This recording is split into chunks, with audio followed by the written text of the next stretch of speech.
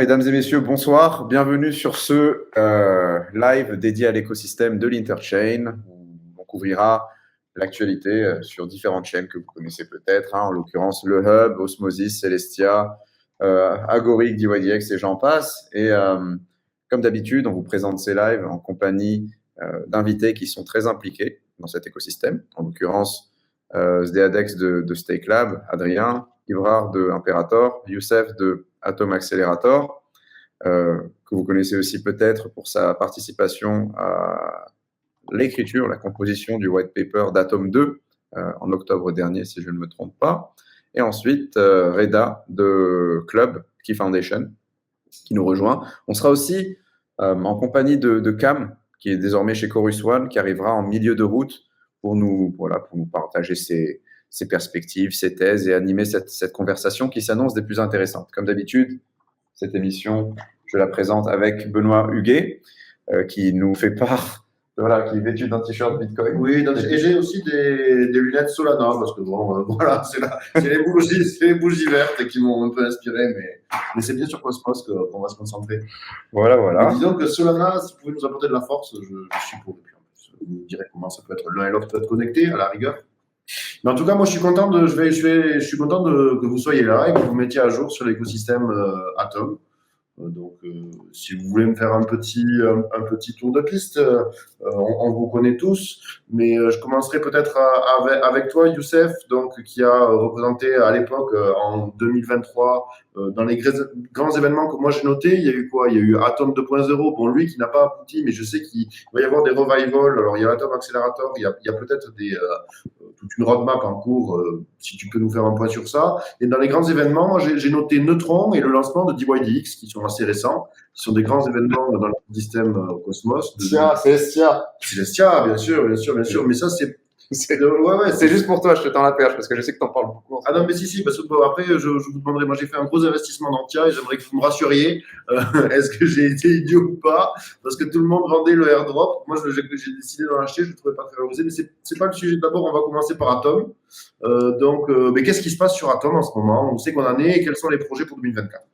Alors, il se passe beaucoup de très bonnes choses. Si vous vous souvenez, la dernière fois que je suis venu sur le live stream, j'avais annoncé en primeur que EDAO allait lancer un RFP pour refaire les tokenomics d'Atom, cette fois avec une démarche très différente d'Atom 2.0. En fait, on a fait le contraire. Donc, tout open, transparent, 3 équipes retenues au lieu d'une, et puis les recherches qui sont faites d'une manière modulaire. Donc, le gros, on avait parlé de ça il y a 1 an, je me rappelle, quand Atom 2 avait échoué. La critique principale, c'était que c'était tout ou rien avec le white paper, et ça n'avait pas plu à beaucoup de gens. Donc, nous, on a pris cette critique très sérieusement. Et donc, on a mis en place une approche modulaire qui veut dire que nous avons 7 différents modules. Donc, 2 modules pour la gouvernance, 1 module pour la politique monétaire, 1 module pour la politique fiscale, 1 module qu'on appelle le Atom Alignment Treasury, qui est une sorte de allocator qui était présent dans Atom 2.0, et puis 2 autres dont je ne me souviens plus. Ce qui veut dire que, en termes de gouvernance, là, on est 90% prêt en termes de recherche. Les recherches ont été faites et délivrées, elles sont sur le forum. Il y a 6 posts en ce moment sur le forum du Cosmos Hub. Donc, on est très proche de la phase de gouvernance. Donc, on s'attend à ce que le premier module qui va être soumis au vote, c'est celui qu'on pense être le plus simple, qui est le Atom Alignment Treasury, qui va permettre les token swap, qui va permettre, par exemple, au Hub de prendre de l'équité dans Stride, dans Neutron, qui sont des consumer chains. Et donc, on pense que ça va prendre environ 3 à 4 mois pour séquencer toutes ces proposals. Et donc, d'ici 3 à 4 mois, on espère que l'essentiel des modules auront été votés. Ensuite, la seconde étape, une fois que les modules sont votés, peut-être que certains seront refusés. Pour ceux qui sont acceptés, nous, on a promis qu'on allait financer le déploiement. de ces modules, donc l'implémentation, pardon. Donc, il y a Binary Builders qui gère 3 de ces modules-là, qui a déjà manifesté son intérêt. C'est une des équipes les plus fortes en Cosmos, une équipe d'ingénieurs qui est le principal maintainer, excusez-moi mon anglicisme, du Cosmos SDK. Donc, ils sont intéressés à faire une partie, puis on va consulter d'autres. On fera peut-être un RFP pour ratisser large. Donc, c'est ce qui se passe du niveau de Cosmos. Au niveau d'Atom, moi, de mon bord, du bord de l'Atom Accélérateur, comme vous le savez sûrement, on avait un mandat de 9 mois qui était une sorte de projet pilote pour nous. Donc maintenant, on va, au cours des prochaines semaines, dans les 2 prochaines semaines, on va présenter notre proposal pour renouveler le programme. Cette fois, ça ne sera pas pour 1 an, ça va venir pour faire de l'Atom Accélérateur une organisation permanente au sein du Cosmos Hub. Donc, on va demander du financement pour pouvoir faire le projet pour l'année 2. Donc, c'est ce qui se passe au niveau de l'Atom, de mon bord en tout cas. Ok, mais c'est super. Merci. Et dans les modules, donc tu as dit qu'il y en avait 7. Le prochain qui arrive, c'est dans combien de temps? Il y a une timeline? Le prochain, on pense qu'il va être, ça dépend pas de moi uniquement, parce que ça dépend aussi des teams. Donc, juste pour faire un recap pour les auditeurs qui ne savent pas quels sont ces teams qui ont été choisis. Donc, il y a Blockworks Research à travers Effort Capital, qui est, je pense, un des plus impliqués dans l'écosystème Atom. On a Binary Builders, comme je l'ai mentionné tout à l'heure, et on a RMIT, qui est une équipe australienne qui s'occupe de la gouvernance. Donc, en termes de timeline, on s'attend à ce que le module autour de l'Atom Alignment Treasury, qui permet de faire les token swap, etc., et le POL, soit mis sur le forum pour discussion au courant de cette semaine ou de la semaine prochaine. Ensuite, une période de discussion de peut-être 2 semaines sur le forum. Et donc, j'imagine que quelque part en décembre, voire début janvier, ça sera on-chain. Ok. Et les méchants validateurs ici présents vont être amenés à donner leur avis et donc à valider ou à rejeter chacun de ces 7 points? Oui. Non, ce qu'on a essayé de faire, c'est vraiment avec l'approche modulaire, c'est essayer d'identifier les interdépendances. Et ça va être communiqué suffisamment en avance. Il y a David de Effort Capital de Blockworks qui va commencer à parler aux différents validateurs pour sonder ces idées. Je pense qu'il n'a pas encore officiellement commencé cette partie-là. Il s'était d'abord focusé sur la partie recherche. Maintenant que la partie recherche est terminée, il va y avoir une période de discussion dans laquelle ils pourront partager ça. Donc, si vous êtes intéressé, soit directement le contacter, soit vous pouvez m'envoyer un DM et puis je vous mettrai en contact si vous voulez avoir une présentation globale de tout le projet, pas juste le module de l'Atom Alignment Treasury. Si ça vous tente. Okay, là, c'est bientôt public, mais ça n'est pas encore. Ça n'a pas encore été publié sur. Alors, les recherches ont été publiées. Okay. Une fois que la recherche est publiée, il y a une période de feedback, comme au Parlement. Qui dure, ça a été publié, ça fait 1 mois qu'on publie que les 3 équipes publient, et ça fait 1 mois qu'elles récoltent du feedback. Donc, en fonction du feedback, ces équipes-là vont renouveler leur documentation et présenter ça sous forme de governance proposal grâce au feedback que les validateurs ont donné et que les gens sur le forum ont donné. Mais so far, so good. Moi, j'ai vu beaucoup de commentaires très positifs, notamment sur le Atom Alignment Treasury, parce qu'on voit maintenant que le protocol on liquidity, c'est quelque chose de super important pour Atom. On a une trésorerie de $60 millions aujourd'hui, et si on veut créer de l'alignement avec les consumer chains, et pas juste avec les consumer chains, on a vu Sonny de Osmosis qui a posté 900 000 atomes qui demande en POL pour mettre ça sur Osmosis. On a fait ça avec Stride. Et Eda a été le custodian de 450 000 atomes. Donc, il y a une énorme demande pour Atom comme collatéral, comme base pair dans le liquidity pool. Et donc, je pense que ça va être un élément important de la stratégie dans les mois à venir pour Atom. Et donc, cette histoire de Atom 2.0 avec le Atom Alignment Treasury, d'ailleurs, on a donné une grant à Timewave. Timewave, qui est avec Sam Hart, qui est justement un des autres co-auteurs de Atom 2.0, qui a lui-même drafté cette idée de Atom Allocator. Donc, c'est le mieux placé pour bâtir ce produit. On leur a donné un grant il y a environ 1 mois et ça va être prêt dans environ 3 semaines. Donc, quand ça sera prêt, la gouvernance Atom n'aura plus besoin de passer par un multisig pour déployer des liquidités. On pourra le faire de manière trustless, directement à travers la gouvernance, dire, OK, on veut déployer tant d'atomes sur tel DEX, que ce soit sur Ethereum ou dans Cosmos, et ça sera fait de manière trustless sans multisig. Ok, merci beaucoup. Chers amis validateurs, est-ce que vous avez eu le temps de regarder un petit peu ce papier de recherche ou pas encore? Qu'est-ce que vous avez un premier sentiment? Peut-être Adrien ou Ibra ou qui veut s'exprimer. Ou vous attendez encore peut-être la phase de proposal de gouvernance, hein, c'est que ce soit formulé peut-être de façon plus succincte. Je ne sais pas. Je sais qu'Adrien, il fait pas ses homework. Arrête. Attends, je peux pas mes homework, moi. Est-ce que j'ai besoin de faire mes homework? Adrien, il est perdu là. Non, mais il est dans l'Atom Accelerator, donc il contribue directement avec Youssef sur ça. Donc on suit ça, nous, de l'autre côté très près.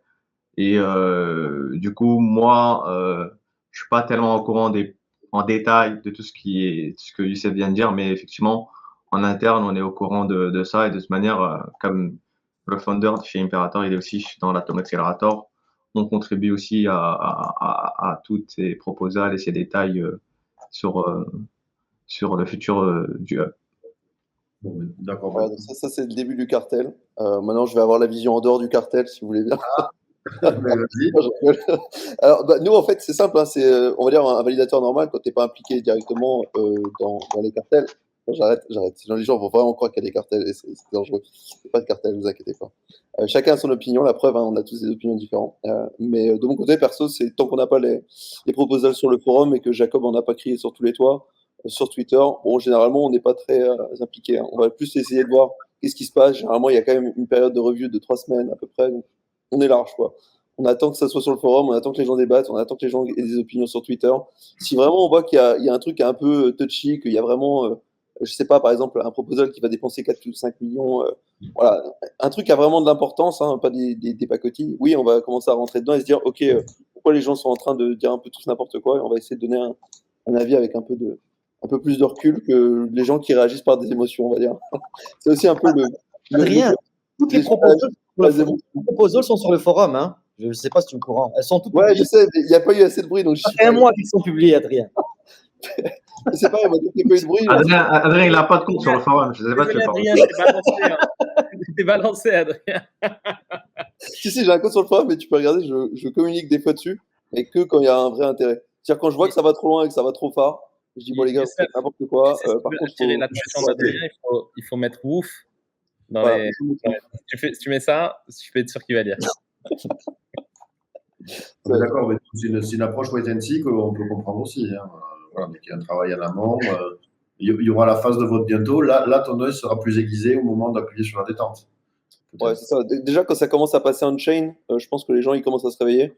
Mais c'est souvent trop tard. Mais c'est souvent trop tard. Moi, je trouve, si je peux donner mon avis, je trouve que le taf qui a été fait sur post-tentative de Atom 2.0 a été exceptionnel et drivé par Atom Accelerator, même s'il y a eu beaucoup de pushback et beaucoup de, comme d'habitude, de drama autour de dès qu'il y a des gens qui bossent, tu as des gens qui ne veulent pas bosser, mais qui ont envie quand même de donner leur avis. Et au final, mais c'est bien parce que ça fait aussi avancer le schmilblick.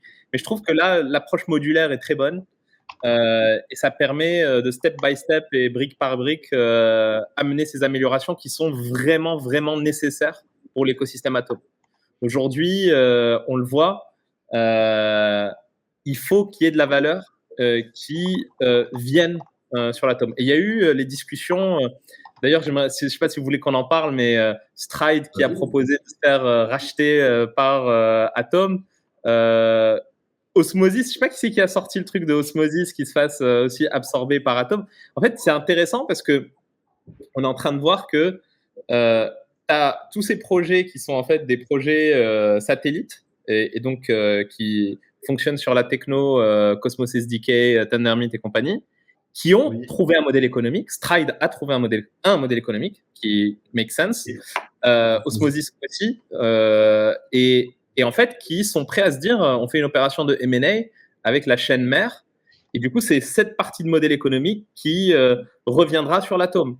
J'ai vu plein de gens se plaindre sur le fait que c'est un rug pull, c'est des mecs qui veulent juste exiter et machin. Moi au contraire je trouve que ça peut être hyper positif. Et ça, je pense que c'est potentiellement une bonne approche avec les bonnes incentives si elles sont bien mises au bon endroit. Ouais, moi, pour te résumer, d'un point de vue qui est un peu plus lointain que le vôtre, hein, un simple investisseur et pas forcément éclairé, ce que j'ai vu, c'est que l'impression que j'avais de loin, c'est que la stack technique de Atom avait l'air de plaire à un grand nombre de gens, parce que quand tu lances une chaîne, en général, tu utilises leur SDK. Donc, je me suis dit, tiens, mais ils ont l'air de bien développer des choses. Mais par contre, ce qui n'est pas évident, c'est de savoir dans quelle mesure ça va bénéficier en fait aux jetons. Donc, on le retrouve avec peut-être la sécurité partagée et Neutron. Donc là, c'était une symbiose qui semblait peut-être plus évidente, mais à part Neutron, je ne sais pas dans quelle mesure le succès des chaînes, on va dire, compatibles profite aux détenteurs de jetons Atom. Ah bah attends, moi je peux te donner une statistique que je l'ai faite aujourd'hui. C'est quand Stride a annoncé faire 1 million de revenus annuels. J'aurais dit, bon, attends, juste pour voir, combien ils gagnent déjà, parce que je me rappelle plus combien ils gagnent des stakers d'Atom. Ils me disent 15% de ça. Donc qu'on soit d'accord, 15%, ça fait 150 000 balles.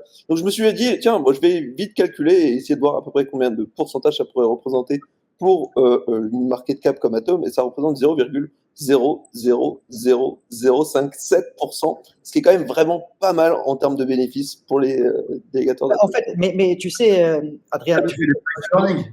Non, mais je rigole, bien sûr, je taquine. On est sur des prémices. Mais je pense pour dire, bon, les gars, vous êtes bien sympas, vous faites du revenu, vous voulez en plus vous faire racheter, et en plus de ça, vous voulez pas donner plus au Atom Staker. Moi, je trouvais que ça faisait un peu beaucoup. Non, mais Adrien, c'est pour ça que je dis que se faire racheter, c'est pas forcément une mauvaise idée, mais tu as des formules, tu as des méthodes.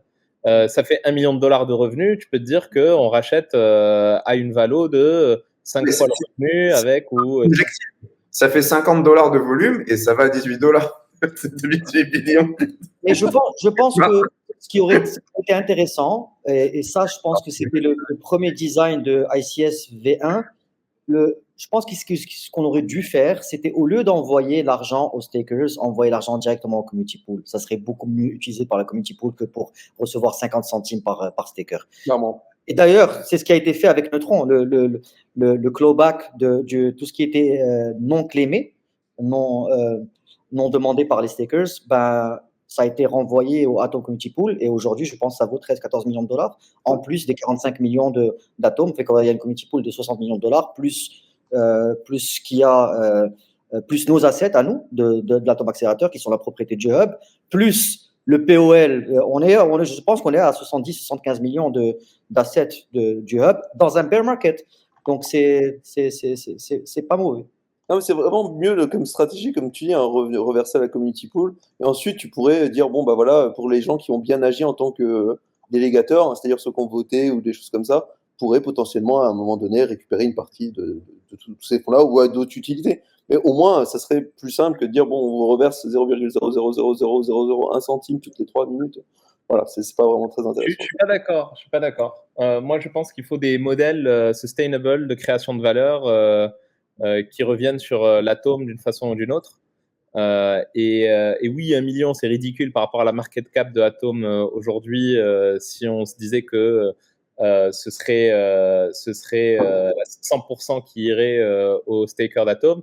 Mais en fait, je te laisse quand même réfléchir. Si ça devient le protocole de liquid staking numéro 1 et de référence de l'Atom Economic Zone, tous les projets qui sont connectés en IBC via Atom passeraient par ça. Et en fait, tu verrais toute la DeFi de l'Atom Economic Zone qui se baserait sur les atomes liquid stakés de Stride. Et ben en fait, derrière, c'est pas $1 million de revenus que tu aurais. Si on va sur des market cap qui s'additionnent et des revenus qui s'additionnent les uns avec les autres, derrière, en fait, tu peux aller chercher du 20, 30, 40, 50, 100 millions de revenus, et ce serait qu'une source de revenus pour les stakers d'Atom. Et derrière, tu pourrais avoir potentiellement Osmosis qui deviendrait le DEX de référence Atom. En fait, je soutiens pas ni Stride. D'ailleurs, moi, je suis investisseur Quicksilver. Je voulais participer à la pied pendant le stream. Genre, désolé, les gars. Non, mais en fait, je suis juste en train de réfléchir à comment est-ce que Atom peut vraiment capter de la valeur intelligemment et pérenne, tu vois. Pas, OK, on va foutre un truc dans un community pool et puis on voit ce qu'on va en faire. Alors moi, je suis d'accord, mais alors pourquoi les acheter du coup? S'ils sont rentables et qu'ils gagnent assez d'argent, ils sont très bien en tant que consumer chain, non? Moi, je pense pas qu'ils soient rentables. Bah, pas pour le moment, mais je veux dire, si tu me dis que d'ici à un ou toujours 2 ans, des- ils font 10 millions ou 20 millions, ils sont Non, mais rentables. tu as souvent aussi des sujets d'acquisition stratégique. Tu peux avoir une boîte qui fonctionne bien, mais qui nécessite un partenariat stratégique pour avoir une accélération et prendre un marché. Donc, et je pense que pour un projet comme Stride et un projet comme Osmosis, ça fait très sens de merge avec Atom. Maintenant, c'est une question, c'est quoi les conditions?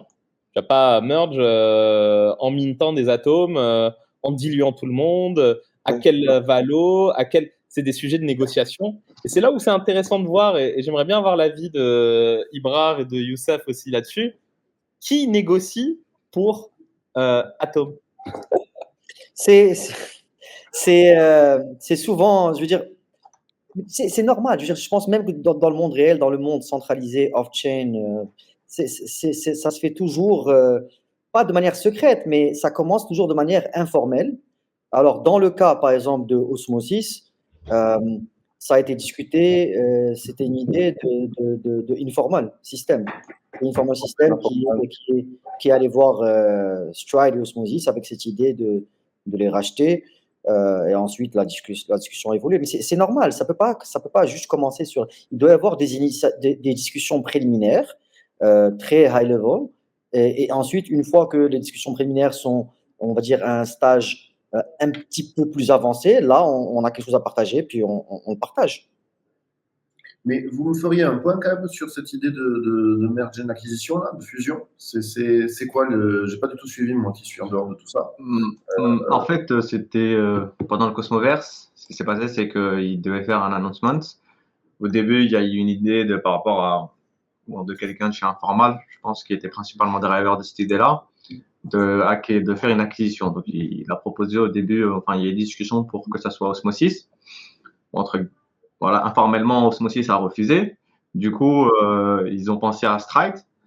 Et du coup, ils en ont parlé pendant un panel et après, ils en ont parlé. Ils ont indirectement parlé de ça là pendant un panel et à la clôture du Cosmoverse, ils ont fait l'annonce comme quoi que le hub allait acquérir Stride, pardon, sur le hub pour le ramener sur le hub. Et moi, personnellement, ce que j'en pense, c'est que par rapport à tout ce qui a été dit, Adrien et Reda ont tous les deux raison sur des points. C'est deux avis qui font sens. Après, c'est pas une acquisition en soi, parce qu'une acquisition en soi, on leur donne pas du cash directement. Ils auront des atomes et après les gens verront ce qu'ils feront avec ces atomes-là, mais ça sera déjà, ils seront pas liquides, ils seront pas, voilà, ça sera pas c'est pas une acquisition au sens propre où on te passe de l'argent et tu peux aller faire ta vie de rêve aux Bahamas. Mais du coup, ça sera plutôt dans le sens où ils seront en fait directement liés indirectement aussi au hub parce qu'en fait, ils auront des atomes à la place de leur stride et les strides, entre guillemets, peut-être n'existeront plus. En fait, l'idée de base, Benoît, par rapport à ta question, c'est quoi? C'est que aujourd'hui, il y a l'alignement entre Atom et ses consumer chain est très faible. Donc, Neutron, c'est le deal qui a été fait. Bon, c'est le premier deal en tant que consumer chain. Donc, forcément, il y a une phase d'apprentissage dans laquelle le premier deal, il n'est pas bien ficelé. Avec Stride, le hub a obtenu un peu plus. Donc, déjà, Stride, c'est quelque chose de, je ne veux pas dire rentable, mais qui génère du cash flow, contrairement à Neutron qui génère zéro cash flow. Les transaction fees, 25% de zéro, ben, ça reste zéro. Donc, Stride est rentable et ils ont un énorme upside. Donc, en fait, l'idée, c'était quoi? L'idée de Informal. Et je soutiens plus ou moins cette idée. Je ne suis pas d'accord avec le timing lui-même et les modalités, mais l'idée de long terme, elle est bonne. C'est quoi? C'est de se dire, mais pourquoi est-ce qu'on n'aurait pas des consumer chains qui sont la propriété du hub et donc on ferait complètement disparaître le token de Stride et le token de Neutron. C'est là que moi je suis pas tout à fait d'accord de faire disparaître le token du consumer chain.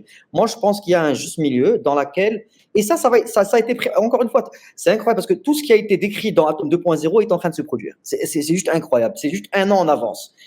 Maintenant, là où on va aller, à mon avis, nous, l'Atom Accelerator, on a financé TimeWave. Donc, TimeWave, je vais vous expliquer c'était quoi.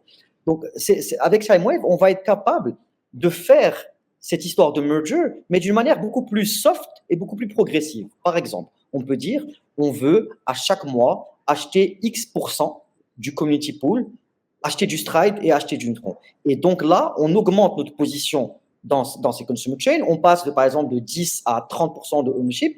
Et là, quand ces consumer chains commencent à monter, tu gardes leurs tokens. Parce que pourquoi est-ce qu'on ferait disparaître les tokens quand ça commence à monter, là, dans un bull market, tu as des dividendes super intéressants pour le hub. Il y a aussi l'affaire des token swap. C'était juste un peu radical. Mais si on est capable d'avoir une approche progressive dans laquelle progressivement on fait de l'acquisition, là, on a le meilleur des deux mondes.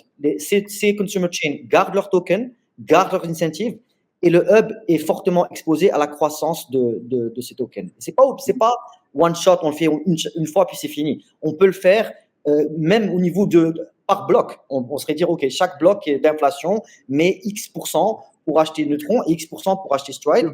Je vois un danger, Youssef, dans ce que tu dis. C'est que demain, je t'achète des Stride petit à petit. Et puis demain, il y a une proposition de gouvernance chez Stride qui arrive. Tu sais quoi?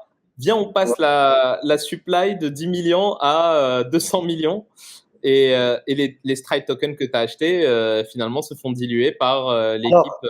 Alors attends, c'est un très bon point. Mais il y a quelque chose auquel tu n'as pas pensé. C'est que si le hub commence à augmente ses positions dans Stride et Neutron, donc il a un impact sur leur gouvernance. Oui, mais bon, il faut que tu aies c'est un bon point. Si le hub possède 30% de tout le Stride, oui, mais après, qui empêche, qu'est-ce qui va les empêcher aussi de changer le protocole même du quorum? Non, je pense que c'est un peu dangereux comme approche. Si tu veux aller vers une acquisition complète et globale, le progressif est très dangereux si les termes ne sont pas définis à l'avance. Tu définis toujours les termes à l'avance quand tu fais une acquisition progressive. Ah, mais c'est pour ça aussi que c'est très compliqué de faire une acquisition dans laquelle tu fais disparaître. Il y a énormément, il y a le légal, il y a le financier. Est-ce qu'on peut le faire de manière décentralisée? Le hub, il faudrait un avocat. Déjà, il y a tellement de choses. Il faudrait des VC pour conseiller, des banques d'affaires. Et nous, par exemple, si un truc comme ça passait. C'est pour ça que je pose la question. Qui va négocier ça? On pourrait financer. Informal, lol. C'est informal, ouais, directement au ICF, je pense. Hein. Ouais, mais je pense pas que ce soit une. Mais ouais, ils sont pas spécialisés pour faire du. Ils sont pas spécialisés pour faire du M&A. Ouais. Je pense que la décision finale reviendra au validateur, hein, de toute manière, parce que ça sera sur une proposale, et donc ce sera les validateurs. Donc les vrais négociants, peu importe, ça sera les validateurs ou les stackers, les holders de. Les stackers de. Non, ou alors nous, l'Atom Accelerator, ce qu'on pourrait faire, c'est c'est recruter des parties qui vont négocier pour le hub, bien sûr en discussion avec les validateurs. Négocier toute la partie banque d'affaires, etc., il faut recruter, il n'y a pas le choix. Ça ne peut pas être les validateurs eux-mêmes qui vont aller négocier. Absolument. Ouais. Et Stride, cette idée de rachat par le Cosmos Hub, ils y sont ouverts? Ils y sont toujours ouverts. Maintenant, ils ont compris qu'ils sont allés trop vite et ils veulent y aller plus progressivement. Et c'est pour ça que je pars de cette idée qui ne vient pas de nulle part, de cette idée de le faire progressivement. Je pense que c'est beaucoup plus sage et tout en préservant les intérêts de chacun et le token Atom et le token Stride. Moi, je pense que c'est une bonne idée. À voir, ça prendra un peu plus de temps et je ne sais pas si ça passera, mais je pense que c'est une bonne idée. Bon, ok.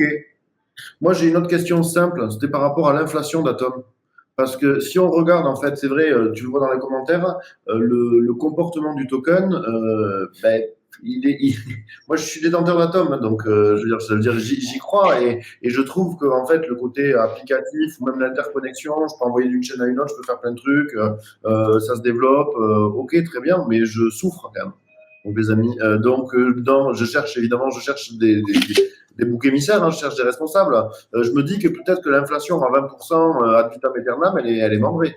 On surpaye de manière très élevée pour la sécurité du hub.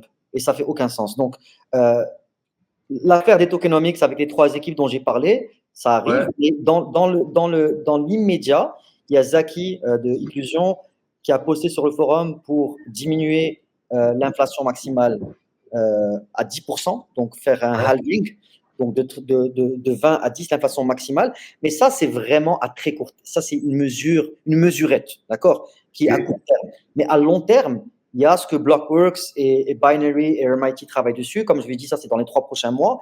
Et l'inflation, c'est beaucoup plus ambitieux. On veut réduire ça à 3%.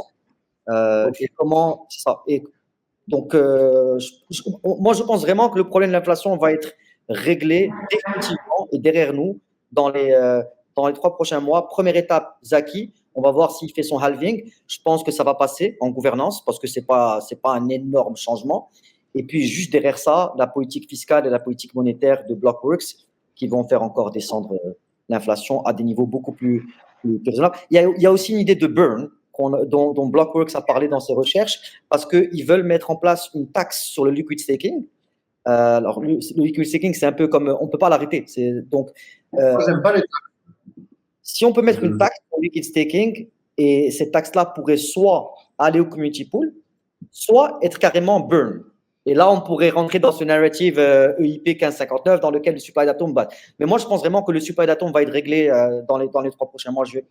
Une bonne c'est une transition par laquelle est passé Ethereum, et donc ce serait un parcours que va suivre très certainement Atom, c'est-à-dire qu'une évolution de sa courbe d'émission des tokens, en passant a priori en premier temps par un halving, qui est une version simple, et dans un second temps par des mécanismes un peu plus évolués, mais plus ambitieux aussi. C'est inévitable. C'est inévitable. Si Atom veut devenir ce qu'on appelle le sound money, si tu veux te positionner comme un capital asset, tu n'as pas le choix de baisser l'inflation. Sans ça, en dessous. Ouais, mais tu sais qu'il y a plusieurs points là-dessus. Hein. Justement, il y avait aussi l'avis de Jay, qui a un peu un avis différent. Et justement, Zaki est en train de se poser la question de est-ce qu'au final, c'est pas plus intéressant d'utiliser une version comme ça. Pour faire un point de vue assez simple, ce que propose Jay, à la différence, c'est de dire que en fait, ce qui est important dans Atom, c'est sa sécurisation. Donc, c'est le nombre de pourcentage de bonded tokens. Ces bonded tokens, plus le pourcentage est élevé, moins l'inflation va être élevée, normal. C'est-à-dire qu'il y a plus de tokens qui stake, donc c'est plus réparti. Donc, au lieu d'avoir 15%, tu vas avoir 10%. Actuellement, tu as un minimum d'inflation qui est basé à 7%. Et il proposait de le poser à 0, et voire même potentiellement accepter du négatif. C'est-à-dire qu'en fait, dans l'idée, on pourrait accepter du négatif, c'est-à-dire que y a plus de potentiellement 100% de la chaîne qui est stakée. Bien sûr, ça n'arrivera jamais, mais en fait, tu pourrais le faire. Et au final, ça serait complètement plausible. Et ça reviendrait au final à faire la même chose que réduire de 10% cette inflation via le maximum, au lieu de passer de 20 à 10. Et en fait, c'est plus intelligent parce qu'en fait, si tu coûtes de 20 à 10, vu que tu as toujours ton minimum qui est bloqué à 7%, en fait, le truc, c'est que tu vas pas être plus incentivisé que ça à venir déléguer des tokens. Il y a des chartes là-dessus qui ont été déployées sur les réseaux, je sais plus exactement où. J'avais trouvé ça sur Twitter, où le mec disait en fait, si tu fais la différence entre le mec qui cut l'inflation par 2 ou réduire à 0%, et ensuite il mettait une petite charte de à combien de pourcentage on est. Si on est par exemple à 74%, 75% de banded tokens, en fait tu te rends compte très vite que en fait, c'est plus intéressant d'avoir des banded tokens, et pourtant tu as un retour vachement plus élevé. Et en fait, là-dessus, les utilisateurs gagnent plus de tokens, c'est cool. Et de toute façon, les gens sont plus incentivisés à leur staker pour sécuriser la chaîne. Donc au final, Atom devient un vrai provider de sécurité, quoi. Et actuellement, on est à combien de bonded tokens environ? On est à 67,5% à peu près. Donc 65. On est en fait au ratio, on est au ratio que la chaîne Tendermint veut, c'est à peu près 67% pour le Cosmos Hub.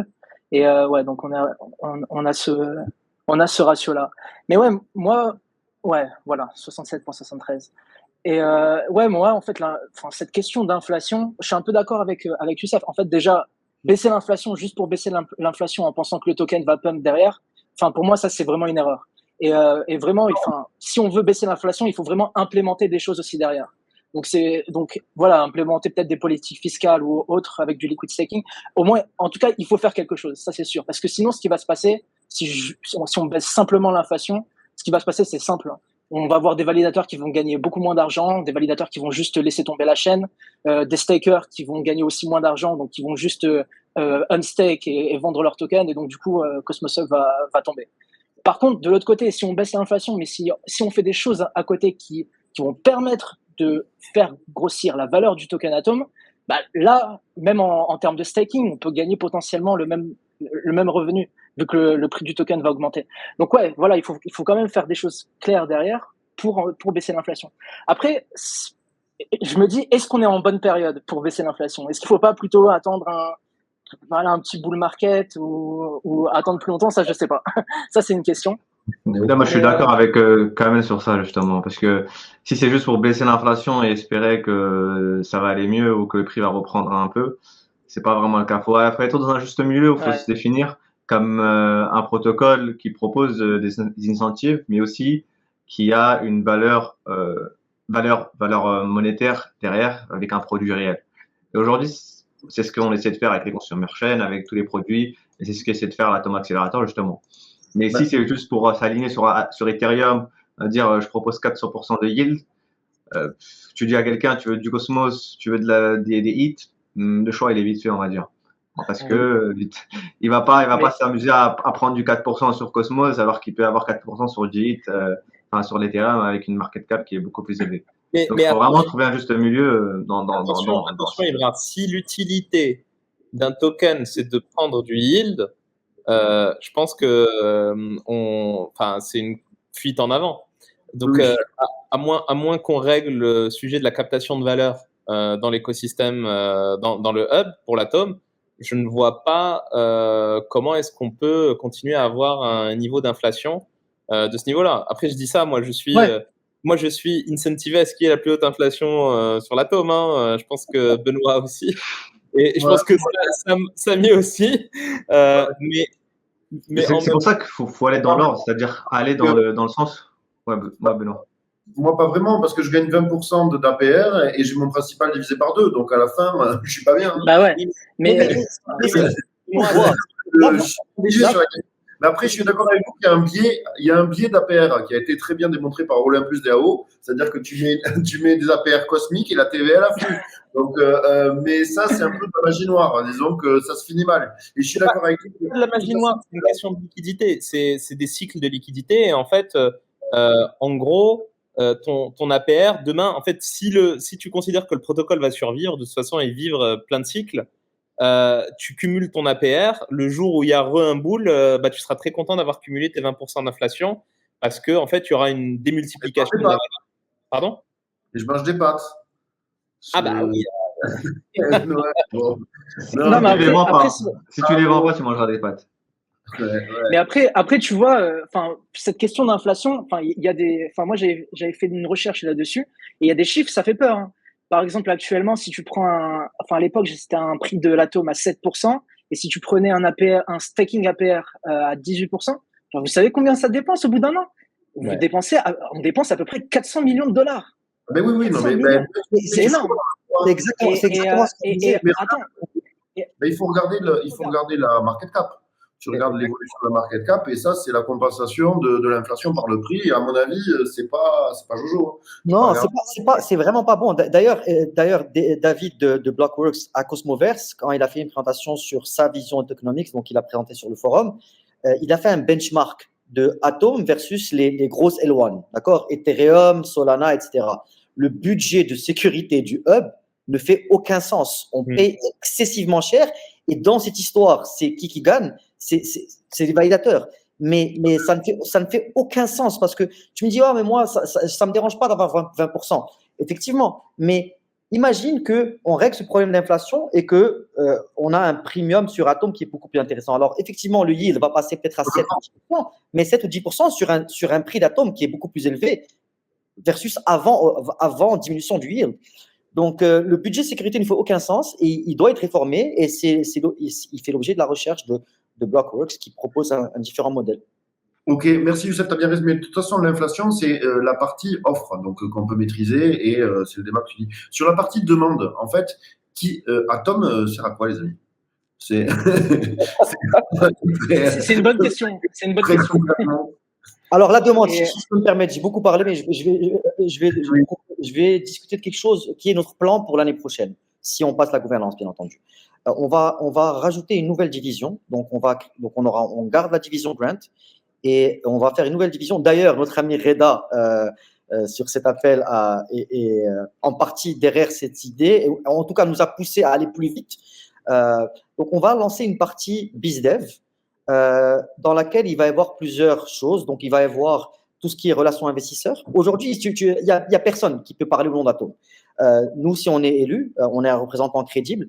Donc, on est en train de recruter, justement, en prévision de l'année prochaine, en prévision du second mandat. Donc, on va avoir une partie TradFi, donc tout ce qui est Wall Street, aller voir aussi les gros custodians, les autres wallets, faire du onboarding au niveau du AEZ, faire on va enfin pouvoir commencer à avancer sur les sujets qu'on a discutés. Oui, faire tout ce qui est protocole to protocol, donc partenariat protocole à protocole. Je vais donner un exemple. J'ai vu il y a quelques jours quelqu'un de la team Composable Finance qui a posté sur le forum d'AV pour rajouter Atom comme collatéral. On doit avoir une équipe qui s'occupe de ça. Et ça, c'est du gros boulot, hein, parce qu'une fois que tu postes sur le forum, ensuite, il faut faire tout un suivi pour faire passer ça en gouvernance. C'est un travail à temps plein. Donc, on est en train de monter une équipe de 4 à 5 personnes qui va faire exclusivement ce genre de choses. Donc, aller parler aux grosses banques d'affaires, pourquoi pas avoir plus tard, dans 3-4 ans, un ETF autour d'Atom. Il n'y a pas de raison qu'il y ait un ETF BTC, un ETF Ethereum et pas un ETF Atom. Donc, je pense qu'il y a une roadmap que nous, on veut s'occuper de ça, on veut contribuer. Je ne dis pas qu'on va s'occuper de tout ça, mais au moins une partie et avoir un impact. Et parce qu'aujourd'hui, il n'y a rien qui est fait. Il y a juste rien. D'ailleurs, Youssef, en parlant d'ETF ou d'index, on est à l'origine d'un index qui s'appelle Cosmos Core, qui a explosé les charts du marché crypto. Allez, vas-y, fais-nous plaisir. Partage un écran, s'il te plaît, Reda. Ça, c'est sur la partie demande. Tu l'avais posté en bas de mon tweet. Et sinon, ça m'a surpris et tu vas nous le commenter parce que j'y crois pas à ce chart. C'est simple. Tu peux aller directement sur Atlas si tu veux et tu peux voir le chart. C'est la valeur. Normalement, tu as un share screen ou quelque chose. Yes. C'est constitué uniquement de Injective, Kuji et Wawa. Ça marche pas. Attends. Avec 99% Wawa. Évidemment. Le reste, c'est juste histoire de mettre des noms. Comment est-ce que je fais pour partager très bien? Fenêtre, hop. Vas-y. C'était un indice qui était assez intéressant parce que lui, il était plutôt optimiste. Alors, hop. Alors, Ouais. là, petit, comment on peut jouer? Vous voyez? Ah, voilà. Super. Ouais, alors en fait, le truc, c'est que nous, on a fait un indice qu'on a lancé en février 2023 et cet indice 100% décentralisé avec de la custody qui est en fait on-chain et compagnie. Et en fait, ce qu'on a fait, c'est qu'on s'est pas dit on va faire une tendance. On va pas prendre genre les top 7 tokens Cosmos. On s'est dit on va regarder dans l'écosystème Cosmos les sous-jacents des produits. Et du coup, en fait, dedans, si on regarde, alors et si on veut être accurate, allez, vas-y. on a en overview les actifs qui sont dedans. On a bien sûr du key, hein, on va pas ne pas mettre du key dans cet indice. On a de l'Agoric, du Stars, de la Cash, de l'Osmo, de l'Atom et du Kuji. Et aujourd'hui, ce qui a porté vraiment l'uplift de cet actif, c'est le Kuji et c'est l'Osmo qui s'est pris quand même une belle performance ces dernières semaines. Et on avait Juno avant qu'on a sorti et qu'on a remplacé par Akash, par proposition de gouvernance. Donc c'est proposition de gouvernance qui a swappé les Juno en Akash. Et du coup, en fait, sur chacun des projets en question, il y a une analyse du sous-jacent. Par exemple, sur Osmosis, on a vu le volume, on a vu la TVL, et on s'est dit, en fait, pour nous, c'est le DEX qui va être le DEX principal de l'écosystème. Kujira, on a vu le modèle sans inflation, le volume, l'équipe, leur capacité à exécuter. Et aujourd'hui, c'est en train de porter ses fruits. Et puis Atom, bien évidemment, c'est le premier actif du panier. Hein. On a mis 25% initialement en target. Et du coup, quand les gens déploient, ça va sur ces produits-là. Et aujourd'hui, effectivement, tu regardes entre le début de l'année où on a lancé et aujourd'hui, on a eu un dump de malade parce que tout l'écosystème Cosmos a souffert. Donc là, tu regardes ce qu'on a vu comme performance. Mais là, ouais. Belle Et là, performance. Et là, bah, boum, Faire ça. explosion massive de la valeur.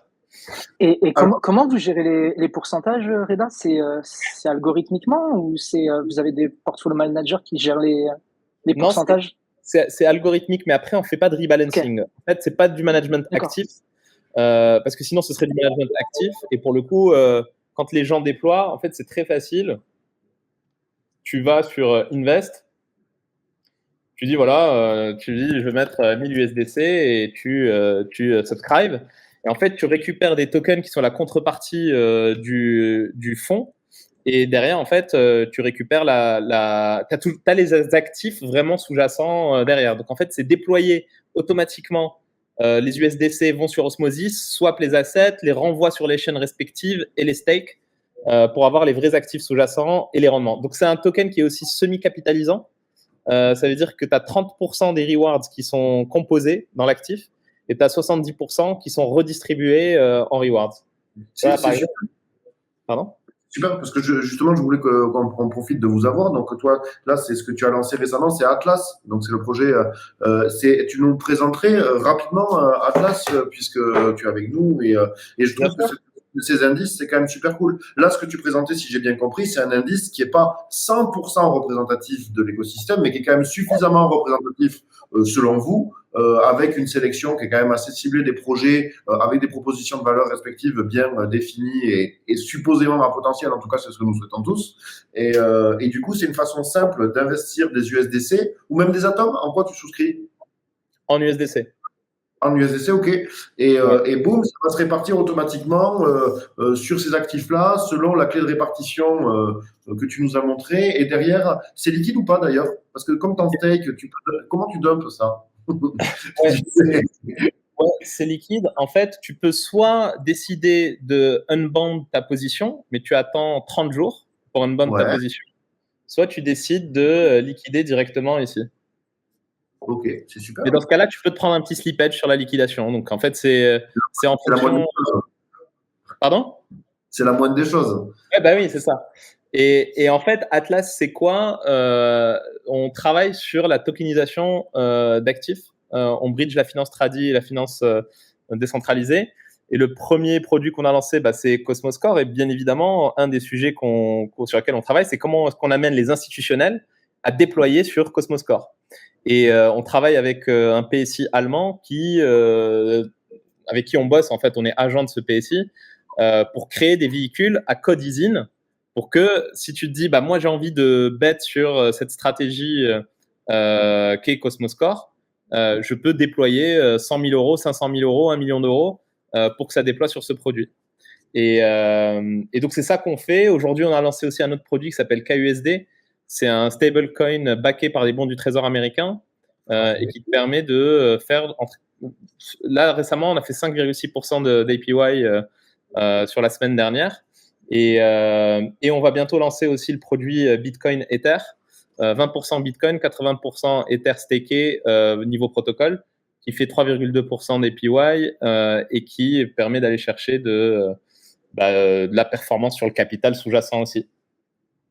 Ok, mais c'est super intéressant. Est-ce que c'est relié à la keychain? Il y a une question du public. Est-ce que la keychain existe? Est-ce que ça a un rapport avec la keychain ou pas?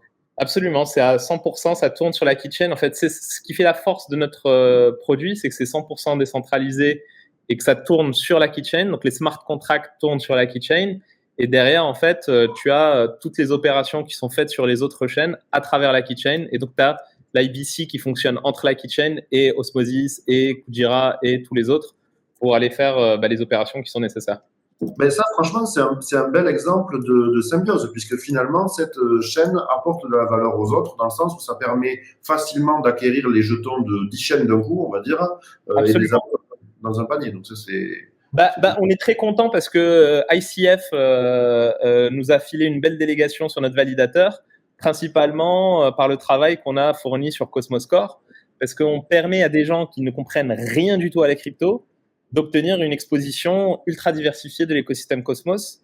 Ne rien comprendre et avoir une exposition extra diversifiée. C'est ça qu'on veut.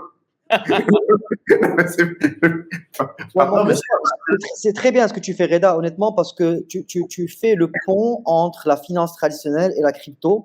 Et je pense que c'est crucial, cette histoire-là, de faire ce pont-là, parce qu'il y a tellement de gens qui n'ont malheureusement pas soit la patience, soit la connaissance pour faire leur propre wallet, aller sur Coinbase, etc. Et donc, passer par des outils similaires, c'est fantastique. Ouais. D'ailleurs, pour ceux qui veulent, bon, on a lancé un petit sondage là tout à l'heure. En fait, on s'est rendu compte qu'on ne limitait pas les rewards sur Kujira. Et du coup, on s'est retrouvé avec un bac de $3000 de rewards qu'on va distribuer soit sur la semaine, soit sur les 4 prochaines semaines. Donc, ceux qui achètent du Cosmos Core maintenant vont se prendre un APY de 55% sur le court terme. Donc, votez. Qu'est-ce qu'on fait avec les rewards? Est-ce qu'on les distribue d'un coup? Est-ce qu'on les liste sur 4 semaines? C'est vous qui décidez. Ok, mais c'est sympa. Et c'est une façon quand même sophistiquée d'investir dans l'écosystème Atom parce que justement, une des différences qu'il y aurait avec Ether, je trouve que sur Ethereum, en fait, en achetant de l'Ether, je bénéficie beaucoup plus des différents projets de défis qui se créent sur la chaîne Ethereum. C'est-à-dire qu'ils payent des fees en Ether. Et donc, bon, il y a une myriade de shitcoins qui évoluent sur Ethereum. Je peux faire du shitcoin picking, c'est-à-dire essayer d'en viser un ou me contenter d'acheter l'actif de la chaîne mère et bénéficier quelque part indirectement de toute l'activité de ces mêmes coins diaboliques, mais qui bénéficient à Ether. Sur Cosmos, c'est moins évident. C'est-à-dire que admettons qu'il y a qu'un même coin diabolique faisant des bruits de chien soit déployé je veux dire, sur cette chaîne, l'apport que ça confère aux détenteurs d'Atom est moins évident que sur Ethereum. Et ça, quelque part, toi, tu permets avec ces baskets, quand même, tu vois, en intégrant Atom, c'est un produit qui peut être plus attractif que l'Atom en lui-même directement. Moi, ça pourrait m'intéresser, tu vois. Et sachant que tu le stakes automatiquement, donc tu facilites la vie des gens, parce que ce que tu fais, je suppose que n'importe qui pourrait faire avec un wallet et accumuler à base de clics énervés, mais mais à la base, c'était une stratégie que j'avais pour moi-même et ça me faisait chier de faire ça tous les soirs. Et viens, on le streamline juste pour me faciliter la vie et faciliter la vie des gens qui veulent avoir cette exposition. Après, on est allé quand même un peu loin parce que, par exemple, on a un dossier de plusieurs dizaines de pages qui évalue pas mal de choses sur les actifs en question, pourquoi on les a choisis et pourquoi on considère. On a un long bet dessus. C'est pas du trading, c'est pas du degen, c'est vraiment, on a regardé la TVL, les volumes, les équipes, le track record. On a parlé avec chacune des équipes d'ailleurs, sauf Cosmos, bien évidemment. Et du coup, on a une certaine confiance sur les actifs. Il y a certains actifs qu'on voulait mettre, mais qu'on n'a pas pu mettre pour des raisons techniques, parce qu'il faudrait, en fait, pour des raisons de sécurité, on utilise le protocole OZ.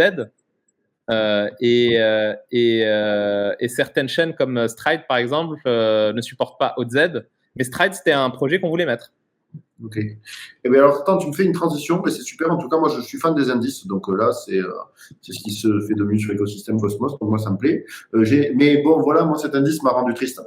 Faut que tu le saches parce que là, je parle de mon investissement que j'ai fait moi récemment. J'ai investi donc dans le cas pendant que tout le monde dumpait l'airdrop bêtement. Moi, j'en ai acheté. Donc, j'ai vu que vous étiez tous validateurs de cette éco. Enfin, en tout cas, la plupart d'entre vous ici présents, des Chorus One, des Imperator, des State Labs, je vous ai vu sur le réseau Celestia. Je serais curieux de savoir pourquoi vous êtes dessus. Moi, à titre personnel, j'ai été je suis bullish, mais j'aimerais avoir votre avis sur cet écosystème. Est-ce que toi, Reda, en tant que grand faiseur d'indices, ça pourrait être un candidat à rajouter dans ton écosystème?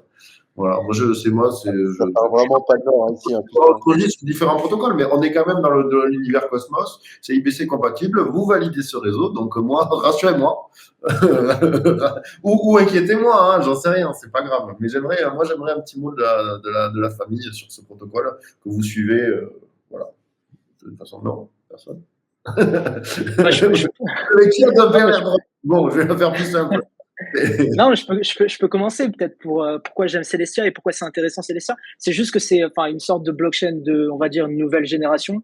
Donc on a eu Bitcoin au tout départ qui servait en fait pour transmettre de la valeur, faire des transactions. Ensuite, on a eu Ethereum où il y a eu des smart contracts où on pouvait faire d'autres choses comme de la DeFi, etc.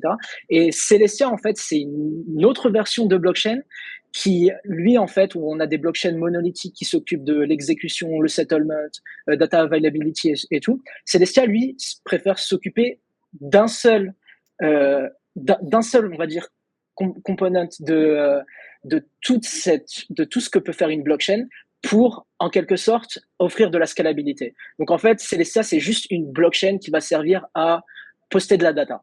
Donc, ce qui est bien avec Celestia, c'est que ça peut, en quelque sorte, n'importe quelle blockchain peut utiliser Celestia. Par exemple, poster de la data sur Ethereum, ça coûte hyper cher. Ça coûte très cher et donc, potentiellement, on peut avoir, je sais pas, un layer 2 sur Ethereum qui va s'occuper uniquement de l'exécution des transactions. Peut-être utiliser Ethereum pour uniquement du settlement et ensuite utiliser Celestia pour poster la data. Donc, en faisant ça, en fait, on a de la scalabilité, on a en quelque sorte, on réduit les frais. Donc, voilà, c'est quelque chose qui est nouveau et donc c'est on va dire une sorte de un nouveau paradigme en quelque sorte. Donc c'est pour ça que Celestia c'est intéressant. Et après, on va dire que les soucis, là où j'ai un peu des doutes au niveau de Celestia, c'est que ça va en quelque sorte ajouter de la complexité. Donc pour des teams qui veulent, voilà, Celestia, on peut créer des roll-ups, un roll-up, gérer son exécution, gérer son settlement et ensuite utiliser Celestia comme data availability layer. Là où j'ai un peu des doutes, c'est voilà, ça ajoute de la complexité au niveau des teams. Après, je sais que Celestia utilise des SDK, un SDK qui s'appelle Rollkit, qui permet en fait pour une team qui voudrait voilà, créer son propre roll-up et utiliser Celestia comme data availability layer, utiliser simplement Rollkit et en quelques clics créer son roll-up. Donc il y a ce genre de choses, mais ouais, voilà. Après, moi j'ai aussi, on va dire, ça c'est personnellement, j'ai un peu des doutes au niveau de tout ce qui est L2. Pourquoi ? Parce que soit on fait quelque chose de ultra centralisé, un L2 ultra centralisé, soit on décide de décentraliser le séquenceur. Et si on décide de décentraliser le séquenceur, bah du coup on fait face en fait exactement les mêmes problèmes qu'à Layer 1. Donc voilà, j'ai un peu ces questions-là aujourd'hui. Mais voilà, c'est intéressant de voir en fait des teams travailler sur ces nouveaux problèmes et voir ce qu'ils vont faire dans le futur. C'est vrai que c'est intéressant ce que tu dis. Si on décentralise le séquenceur, ça devient une blockchain statu quo. On est confronté aux mêmes problèmes qu'on a sur les Layer 1. Mais la recherche va de plus en plus loin. Et je lisais un blog post de Espresso sur leur framework de DA qui s'appelle Tiramisu avec un nouveau consensus mécanisme state of the art, comme ils l'appellent, etc., qui font que ça fasse ça. Enfin, il y a pas mal de choses qui sont faites dans cette direction.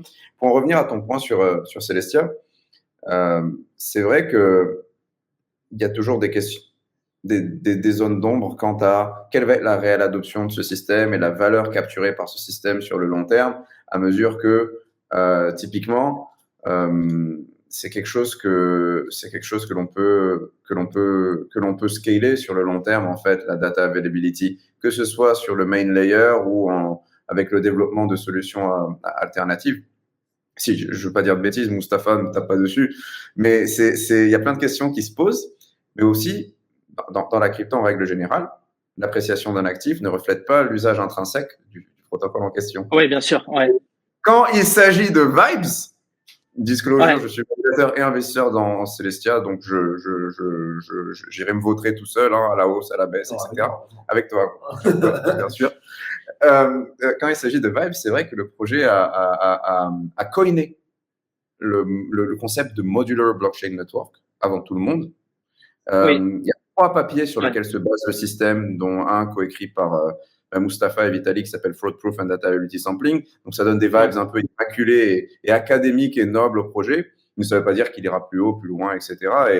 Et ça donne un profil, une nature assez intéressante à ce projet. Et tu le disais aussi précédemment, Cam, oui, c'est un nouveau format de blockchain, un nouveau concept de blockchain. Normalement, dans ce paradigme modulaire, les choses devraient mieux scaler, tout devrait coûter moins cher. Et à partir du moment où tu introduis de plus en plus de components qui interagissent les uns avec les autres, tu es bottleneck en général par un des components dans le système en question, tu introduis de nouvelles frictions, etc., etc. Donc, c'est difficile de savoir si ça va vraiment fonctionner en production et à grande échelle. Mais ça vient avec de la fraîcheur. C'est excitant. C'est quelque Oui, chose voilà, de- c'est une nouvelle narrative. Exactement. Ouais, Exactement. exactement, mais des concurrents arrivent aussi, comme EigenDA, qui est le premier AVS ou le deuxième de EigenLayer, et comment ça s'appelle, Avail, qui fait plus ou moins la même chose que Celestia, sauf que la garantie d'intégrité de la donnée, c'est ce qu'on appelle des Polynomial Commitment Skip, KZG, pas le joueur de poker, le truc de maths, et pour Celestia, c'est des fraud proof, si je ne dis pas de bêtises, c'est un one-way bridge. Voilà, à voir. Moi, j'ai vu que la stack de Chorus One est énorme d'ailleurs. Sur le projet. C'est un géant. Hein. On a... Ouais, mais en fait, Chorus One, je sais qu'ils ont travaillé avec l'équipe Celestia depuis le tout début.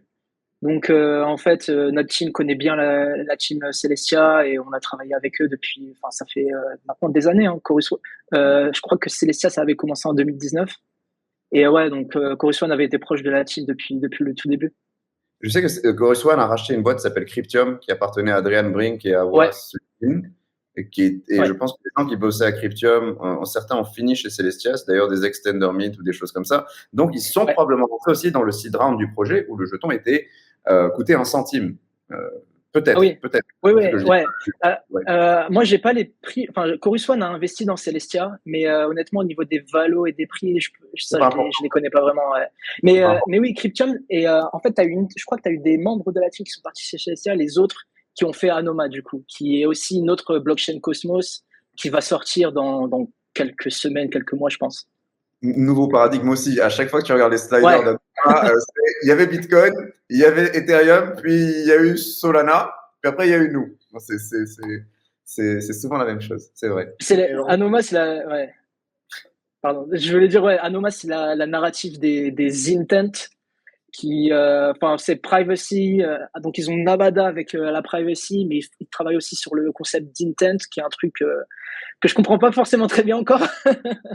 Mais de ce que je comprends, c'est une sorte de market maker on-chain où quelqu'un fait une demande on-chain et donc tu as un concept où l'autre répond à la demande on-chain et tout ça est fait automatiquement. Donc, j'ai un peu du mal encore à comprendre le concept d'Anoma, mais ça a l'air intéressant. Et moi, la question que je me demande, donc moi, tous ces projets m'excitent, Anoma ou Tia ou ça, et dans quelle mesure ils bénéficient notamment à ce fameux Atom. C'est-à-dire qu'ils vont reprendre quand même des bases. Alors, on peut le voir indirectement. C'est-à-dire que ça a bénéficié à Osmosis dans sa qualité de DEX, compatible avec toutes ces chaînes. Donc, ça a drivé de la liquidité, il y a eu du volume. Donc, ça a très bien bénéficié à Osmosis. Sur Atom, encore une fois, c'est moins évident. Voilà. Mais les stratégies Khazar, ça a craché de la... Je vais en parler d'ailleurs. Ouais, mais il y a une limite de 350K. Moi, j'ai de la TVL sur Khazar. Je peux te dire que quand Celestia a listé, j'ai vu des APY de folie. Quoi. Ouais. Mais sur des petites TVL tout de même. Non, ça a printé de la FIS. Ça a vraiment imprimé des frais de transaction. Ça, c'est bon pour Osmosis. Ah, bah c'est cool pour Osmosis. Ouais, bien sûr. Pas nécessairement pour Atom. Pas nécessairement pour Atom. Ouais. Pour répondre à ta question, Benoît, la question, c'est que tant que tu trouves pas de synergie, en fait, ça va rien apporter à Atom. Ouais, non, ça apporte rien. Ouais. Après, c'est ça le concept de blockchain souveraine où, en fait, voilà, il y a pas. Il y a eu l'airdrop. Si, il y a eu l'airdrop. L'airdrop, ouais, tout à fait. Et l'airdrop, ouais. 60 millions de TIA. Alors après, peut-être, je ne sais pas combien ont été reversés aux stakers, donc en général, mais en termes de millions, il doit y en avoir pas mal de millions qui ont été déversés sur les stakers de Atom. Moi, en tout cas, moi j'ai reçu un airdrop super intéressant. C'est le plus gros airdrop que j'ai reçu de ma vie, c'est Celestia. Je pense qu'on ne réalise pas, personne n'a été capable de chiffrer. Ça fait combien les airdrops pour Atom? Moi, je pense que ça fait beaucoup d'argent. Beaucoup d'argent. Parce qu'on voit la performance, la performance du token Atom par rapport au autre One, elle est dernier tiers, on va dire. Mais si tu factor in les airdrops, moi, je pense que c'est peut-être top 3 en termes de performance. C'est beaucoup d'argent que reçoivent les gens de airdrop. Tu as raison, parce que je veux dire, dans comment Celestia a bénéficié à Atom, en fait, déjà par sa distribution initiale. Tout simplement. Donc, je veux dire, oui, une partie de la support qui vaut, parce que c'est valorisé quand même 2,5 milliards en ce moment de FDV. Ouais. Et il y en a X% qui a été reversé au Atom Holder. Donc, c'est un staker, d'ailleurs. Donc, c'est pas mal. D'ailleurs, Airdrop qui a été bien géré, hein, d'ailleurs. Enfin, je trouve qu'ils ont bien fait. Bien géré. Ouais. Mais sur l'affaire, Benoît, tu me disais comment est-ce que ça retourne de la valeur à Atom. Je pense que il n'y a pas un retour de valeur direct, mais il y a un retour de valeur indirect qui peut être très puissant. Parce que vu que la marque Atom est intimement liée à Cosmos, comme le Cosmos OG token, tout ce qui est bon pour Cosmos, quelque part, finit par avoir un ripple effect sur Atom, d'une manière ou d'une autre. Et donc, plus le Cosmos va connaître de l'expansion, plus tu vas avoir des retours intéressants pour Atom. Mais comme on a dit, ce n'est pas des retours directs, c'est vraiment des retours indirects. Ouais, mais par des pools de liquidité, par en fait de l'interopérabilité, c'est vrai que le fait d'être intégré dans un index, tu vois, qui va peut-être attirer des gens qui vont acheter l'index. Ouais, donc je suis assez d'accord avec ça. C'est-à-dire que plus il y a d'écosystèmes qui sont compatibles avec Atom, facilement intégrés dans que ce soit des wallets, je veux dire XDeFi, Kepler, ce genre de choses, ça confère quand même un peu plus de valeur à l'écosystème, c'est sûr. C'est plus il y a d'applications, plus il y a de valeur. C'est une forme de création de valeur. Et puis le Atom, encore une fois, sur le comment ça drive de la valeur, on en revient encore une fois à Atom 2.0 et le fameux produit allocator. En fait, c'est de liquidity as a service. Et donc, vu qu'on est en train de faire un gros travail sur le community pool pour avoir un community pool d'ici à ce que le bull market revienne, qui soit aux alentours de, j'avais entendu Effort Capital parler de 200 à 300 millions de dollars comme target qu'il avait pour le community pool. Ben à ce moment-là, quand tu as 200-300 millions, tu peux commencer à jouer les kingmakers en allouant ta liquidité à l'intérieur de Cosmos. Et je pense que le hub a un gros rôle à jouer en tant que OG token et OG blockchain pour distribuer de la liquidité et faire en sorte justement que cette liquidité ne manque jamais en allant sur les paires stratégiques. Et ça, je pense que c'est un rôle que le hub est appelé à jouer avec beaucoup plus d'assurance dans les mois à venir, qui va comment dire, pas concrétiser, mais confirmer le hub le Atom comme base token, comme la paire de référence. Tu vas toujours avoir Atom. Je pense que ça va être crucial pour Atom de se positionner là-dedans et ne pas laisser un token comme par exemple comme PIA, Celestia, jouer ce rôle. Il faut que le hub reste dominant dans le jeu des liquidités et que toutes les paires principales soient Atom Celestia, Atom USDC, Atom Juno, etc. On ne doit pas perdre cette course-là parce que si on la perd, je pense que ça va être je dis pas que c'est la fin d'Atom, mais je pense que ça va être problématique si on se positionne pas sur ça. C'est un peu le monetary premium de l'Atom au sein de l'Interchain finalement. C'est ce qui le maintient dans une certaine mesure et peut lui offrir un futur, des perspectives meilleures.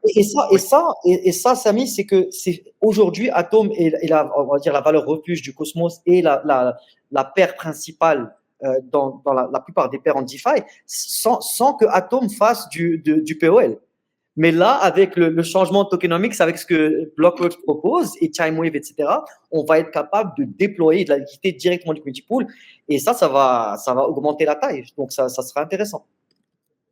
Ok, moi j'ai des questions qui bon voilà, on a fait le petit tour sur Atom. Tiens, on a vu Atlas dans des petits commentaires moi sur est-ce que vous avez des commentaires sur Injective, Kujira, les choses parce qu'Injective c'est enflammé. Il est très perturbé par Injective et je suis un peu. Alors moi, mais non, mais parce que la verticale des DEX me plaît, c'est-à-dire qu'évidemment j'ai subi de plein fouet la faillite de FTX, je me suis dit de trader un peu on-chain, on va faire le TECOS, tu vois. Et donc, j'ai regardé, il y avait Malix, il y avait DYDX qui a fait sa grande arrivée sur Atom, merci, mais bon, je m'étais dit, celui-là, je l'ai raté. Il y avait GMX, moi, j'avais joué le Gains, le GNS, c'est celui que j'avais pas vu venir. Enfin, il était dans un de mes rétroviseurs, tu vois. Il y avait Injective, tu vois, mais rien on-chain ne permettait, enfin, à mon sens, de voir la percée fabuleuse. Ils ont aucune liquidité. Mais t'étais sur Hyperliquid. Moi, je suis allé sur Hyperliquid, je suis allé sur Aevo parce qu'à ce moment, je voulais accumuler, tu vois, en pré-market du TIA qui était à un prix de marché faible selon moi, et c'était le cas parce qu'il est sorti. C'est la première fois que j'ai vu des IOU avec un prix futur inférieur au prix réalisé. Mais bon, bref.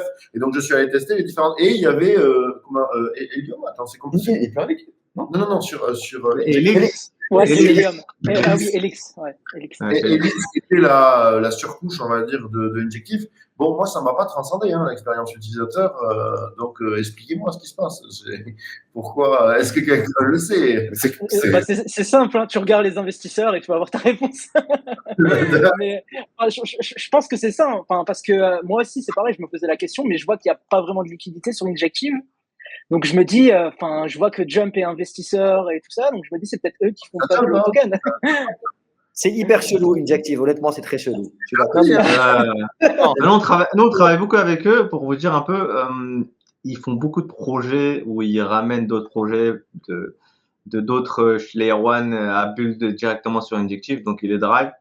Et peut-être qu'en fait, ces gens-là, quand ils découvrent le projet, Injective, indirectement, ils sont attirés aussi par le projet. Par exemple, je sais qu'ils travaillent. Nous, on travaille avec eux sur un projet qui s'appelle Bontida sur Solana avec eux.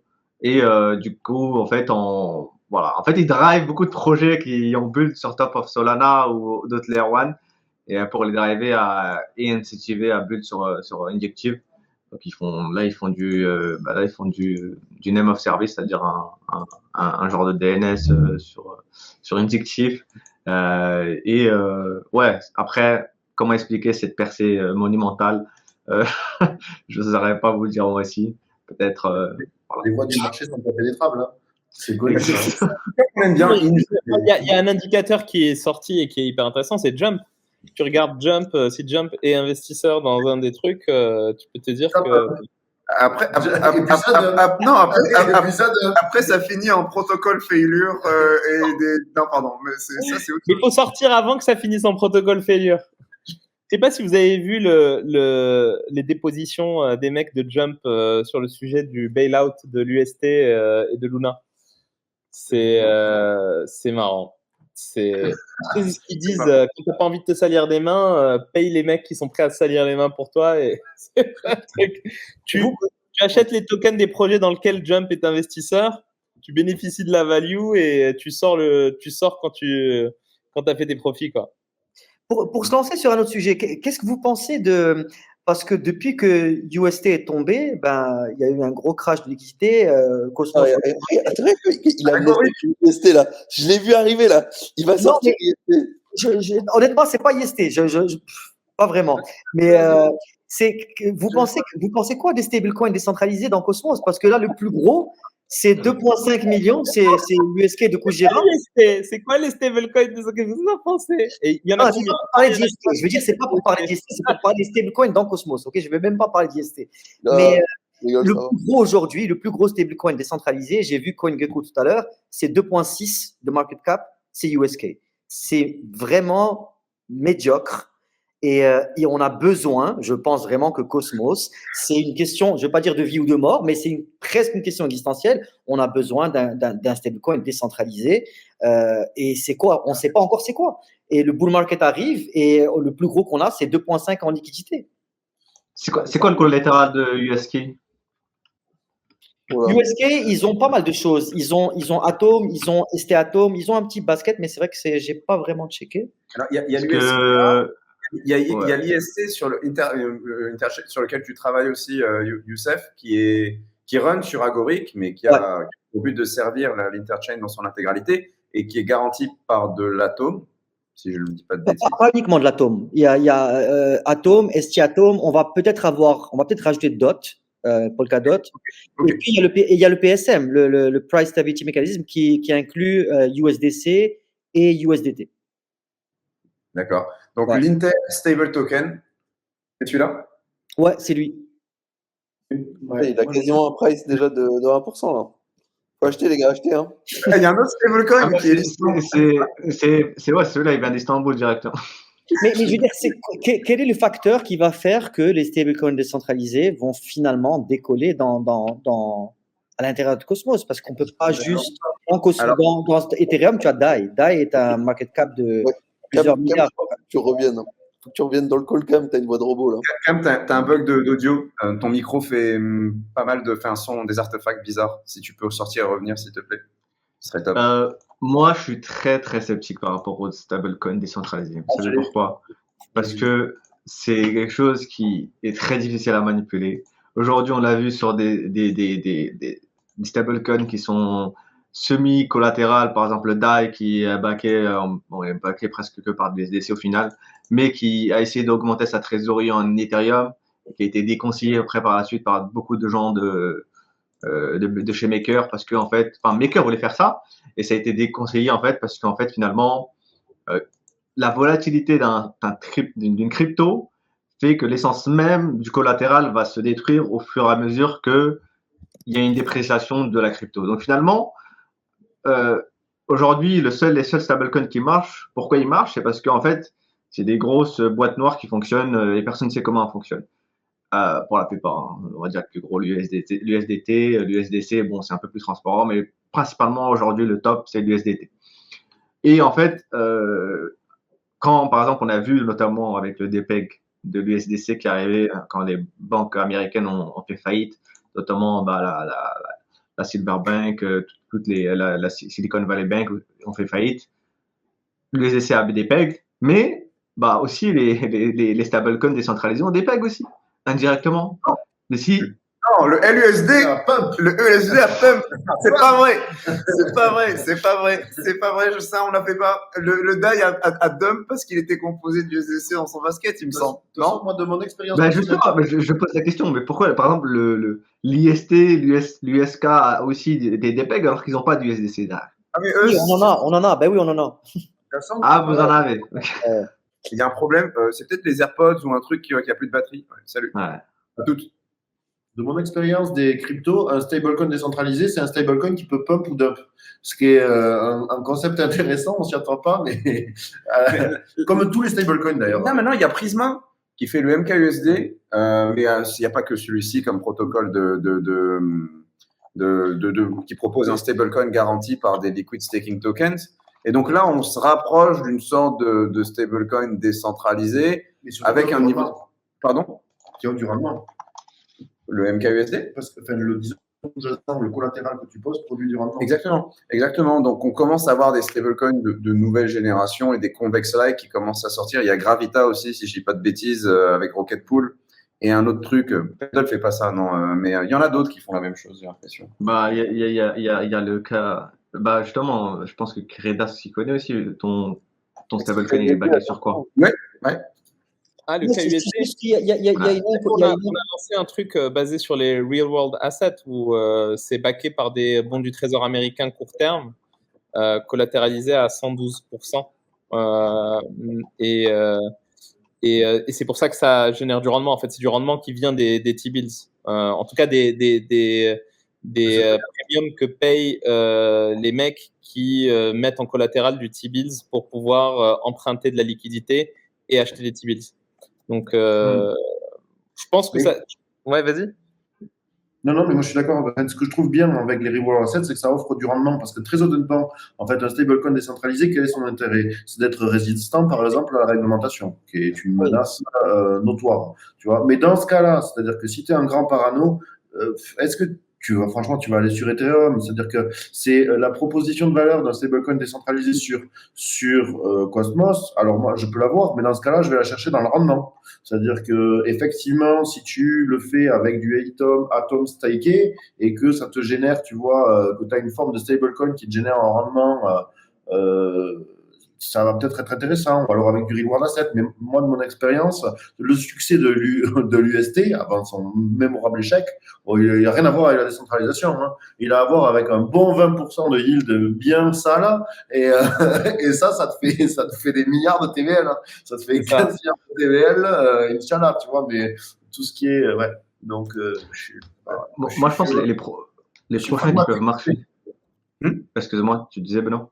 Non, je suis pragmatique du stablecoin, c'est-à-dire que l'aspect décentralisation, la résistance à la censure, tu vas la chercher sur Bitcoin. Hein. Bon, c'est comme ça. Hein, et tu vas. Non, mais il va falloir. Le stablecoin, c'est le meilleur produit que la crypto a jamais inventé. On est d'accord. Le product marketing, il est instantané. Est-ce que c'est logique qu'il n'y ait pas aujourd'hui un stablecoin décentralisé avec un gros market cap, qui est un gros player? Il n'y en a pas aujourd'hui. Enfin, DAI un petit peu, Frax un petit peu. Donc, pour moi, c'est on va dire le holy grail de la crypto, c'est régler cette histoire de trouver un stablecoin centralisé. Et ça va finir par arriver parce que c'est pas logique que les premiers soient juste USDC et USDT. Il faut continuer à explorer le design, mais moi, je pense que ça va finir par se faire. Et c'est pour ça que j'ai posé la question sur Cosmos parce que c'est quand même un énorme écosystème. Avant que Luna crash, le deuxième plus gros écosystème en DeFi après Ethereum, c'était Cosmos. Et comment tu peux faire un système de DeFi si tu n'as pas un stablecoin décentralisé? La DeFi avec du USDC, pour moi, je ne vais pas dire que c'est un non-sens. USDC, bien sûr qu'il a sa place, mais il faut aussi servir cette partie de la population qui veut du décentralisé. Et c'est la raison pour laquelle on est là dans la crypto. Donc ça va finir par arriver, c'est ce que je pense. Ouais, surtout qu'il n'y a clairement pas de liquidité. Hein. Tu parles dans l'écosystème Cosmos en général. Elle vient tout juste d'arriver avec Noble. Là, ils ont printé quand même assez vite. Hein. On est déjà à plus de 10 millions. Hein. 20 millions, on est à 20 millions déjà. Ouais, 20 millions, ça va vite, hein. En un mois et demi, 2 mois. Oui. Faut juste laisser le temps, en vrai. Je pense qu'on essaie trop d'accélérer les trucs, mais on a bien vu ce que ça fait d'accélérer trop vite. Hein. UST, crash, salut, au revoir. Non, mais blague à part, hein. L'UST, c'était juste le schéma qui était flingué. Mais en soi, on avance vite. Si on va à 20 millions tous les mois, on est à 240 millions l'année prochaine, quoi. Genre, ça va hyper vite. Hein. C'est honnête. Derrière, ton IST, ton KUSD ou ton USK, à ce moment-là, ils auront peut-être 20, 30 millions de market cap, peut-être même 50. Mais ça restera toujours moindre comparé aux jetons natifs. Donc, en fait, c'est plus rebuild la confiance aussi avec ce jeton natif autour de USDC, aussi avec USDT, hein. Bon, la confiance moins, mais on l'a quand même avec Kava. En vrai, c'est bien. On a une bonne diversification. Je pense qu'il faut juste laisser le temps aussi aux gens de reprendre confiance. Je pense qu'ils ont littéralement perdu toute confiance un peu dans ce qu'il y avait autour de Cosmos. Après l'USDT, c'est un sujet. Hein. Vous avez vu ce que le Congrès américain a proposé comme loi aujourd'hui concernant. Je le sens pas, c'est quoi? Qu'est-ce que tu vas nous dire? T'as pas vu passer le truc? C'était tout à l'heure.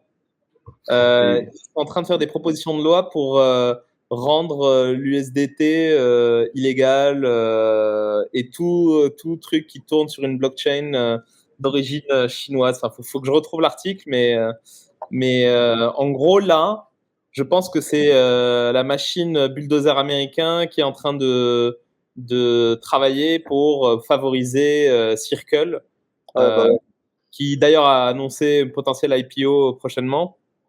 Ah ouais, et en fait, ce qui a fait la force de l'USDT, paradoxalement, c'est l'opacité.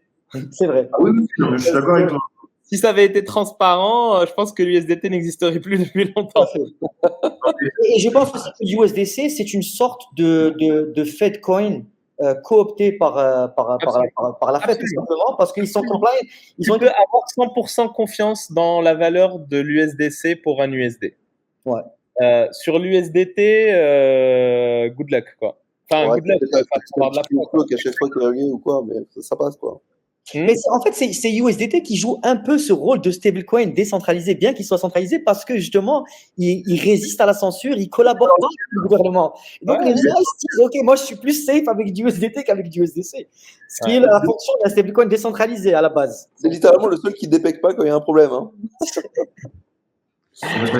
Il agit vraiment comme une banque. Hein. En vrai, il est aussi opaque qu'une banque. Donc finalement, c'est comme ça qu'il a sa confiance. Comme j'ai dit, moi, la décentralisation sur un stablecoin, c'est très, très difficile à voir. Quand il y a une fuite en avant des capitaux et que tout le monde veut partir, comment tu peux réinjecter de l'argent sans... Alors que tout le monde veut EXI, c'est très, très difficile. Surtout sur des protocoles où, en fait... on l'a bien vu avec UST, encore fait, c'est un bon exemple. Mais le modèle était foireux, comme l'a dit Adrien, mais c'est pas que ça. C'est quand il y a vraiment une fuite des capitaux, de liquidités, c'est très difficile de maintenir un peg. Peu importe que ce soit n'importe quelle blockchain ou la technologie. C'est pour ça que moi, je suis plus en faveur des stablecoins semi-collatéralisés, c'est-à-dire notamment Frax ou semi-algorithmes, qui ont une place, je pense, qui est entre les deux, en fait, pas trop décentralisée à 100%, mais qui garde une partie en collatéral donc c'est 50-50. Mais bon, à voir dans les prochains mois, prochaines années, qu'est-ce qui peut être build à ce niveau-là pour garantir et pas reproduire ce qui s'est passé avec l'UST, parce qu'on est un peu tous traumatisés dans Cosmos avec ça, nous. Ultra traumatisés. En tout cas, là où j'étais d'accord avec toi, Youssef, c'est que les stablecoins font partie des killer apps. des blockchains. Ça fait, donc, tu as Bitcoin, les protocoles natifs, évidemment. Donc, tu as l'or numérique, tu as la finance décentralisée. Et les stablecoins, c'est un cas d'usage. Si tu regardes le volume et la TVL, bon, voilà, le marché a parlé. Je regarde toutes les blockchains chinoises dans mon wallet, potentiellement. Ça, il n'y en a pas trop. Ah, oui, bon, C'est ça, je t'ai coincé sur. et après, je pense que l'adoption est fonction inverse de la réglementation. Hein. C'est-à-dire que c'est plus t'as de CERFA et moins t'adoptes, hein, quand même. Donc c'est peut-être pour ça. L'USDT, il est tenu loin des réglementations imbéciles. C'est listé partout, c'est facile à acheter, ça glisse. Bon, après, il y aura peut-être des petits problèmes à un moment donné, mais on le retrouve.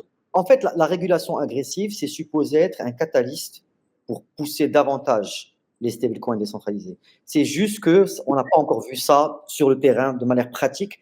On n'a pas vu ce flow vers les stablecoins décentralisés. Mais ça va.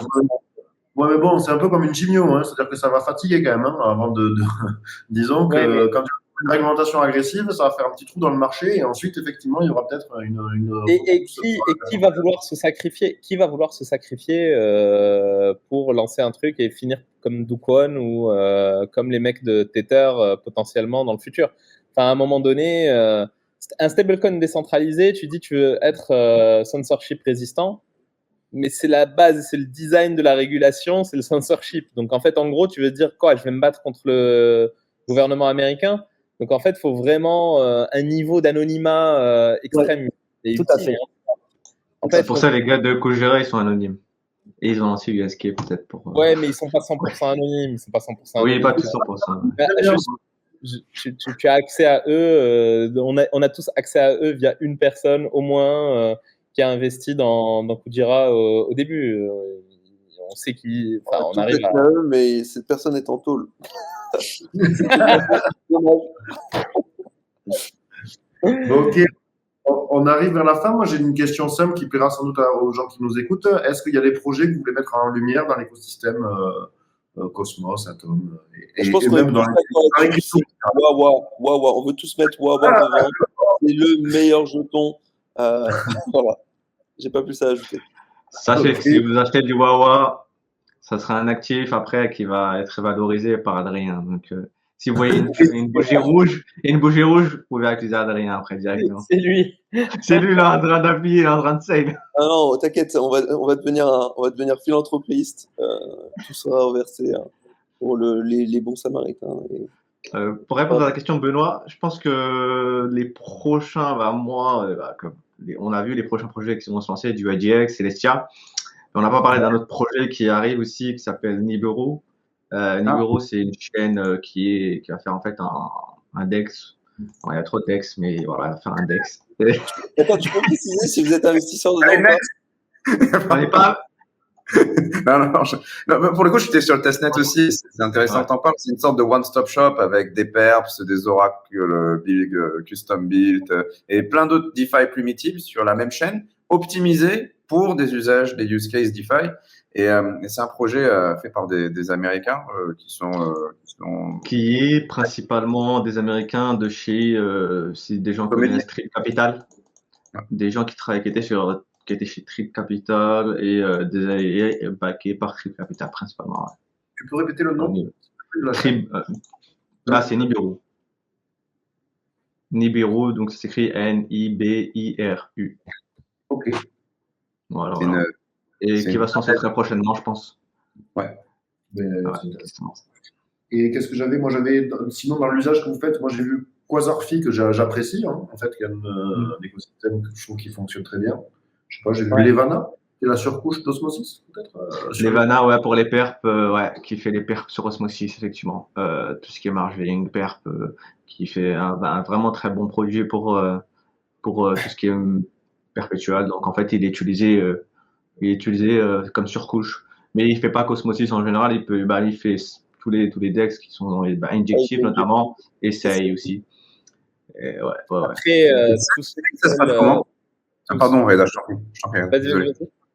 Non, je disais, SEI, ça se passe comment? Quelqu'un m'a suivi un peu là? Ça a l'air un peu marrant. Ouais, ça a l'air un peu mort, je crois. Je crois qu'il n'y a pas trop d'activité. C'est un injectif 2.0, je pense. Bah, tu regardes les investisseurs, Tu sais que c'est des scammers, donc bon, c'est différent. tu regardes les investisseurs et t'as ta réponse. Ouais. Bah, Sei, Aptos, même combat, quoi. Ouais, mais leur FDV, c'est pour ça, moi, que tiens, j'étais intéressé. Je trouvais qu'en comparaison de ces deux monstres, la FDV était correcte. Mais bon, bref, ça, c'est qu'un avis personnel. Il y a deux questions. Il y a Picasso et Juno dans le chat. Picasso, Ah, il parle de Composable? Ouais, il doit parler de Composable. Composable, ouais, du coup, ils se sont lancés. J'ai pas trop de détails, je suis pas validateur dessus. Moi, j'aime bien Composable. Je les connais personnellement. C'est des bosseurs et ils ont quelque chose, un gros mérite qu'ils ont, c'est d'avoir créé la première connexion IBC à l'extérieur de Cosmos avec Polkadot. Et ça, c'est pas rien. Ils sont en train de bosser en ce moment sur intégrer Ethereum à IBC. Donc, ils sont en testnet. C'est prévu pour très bientôt.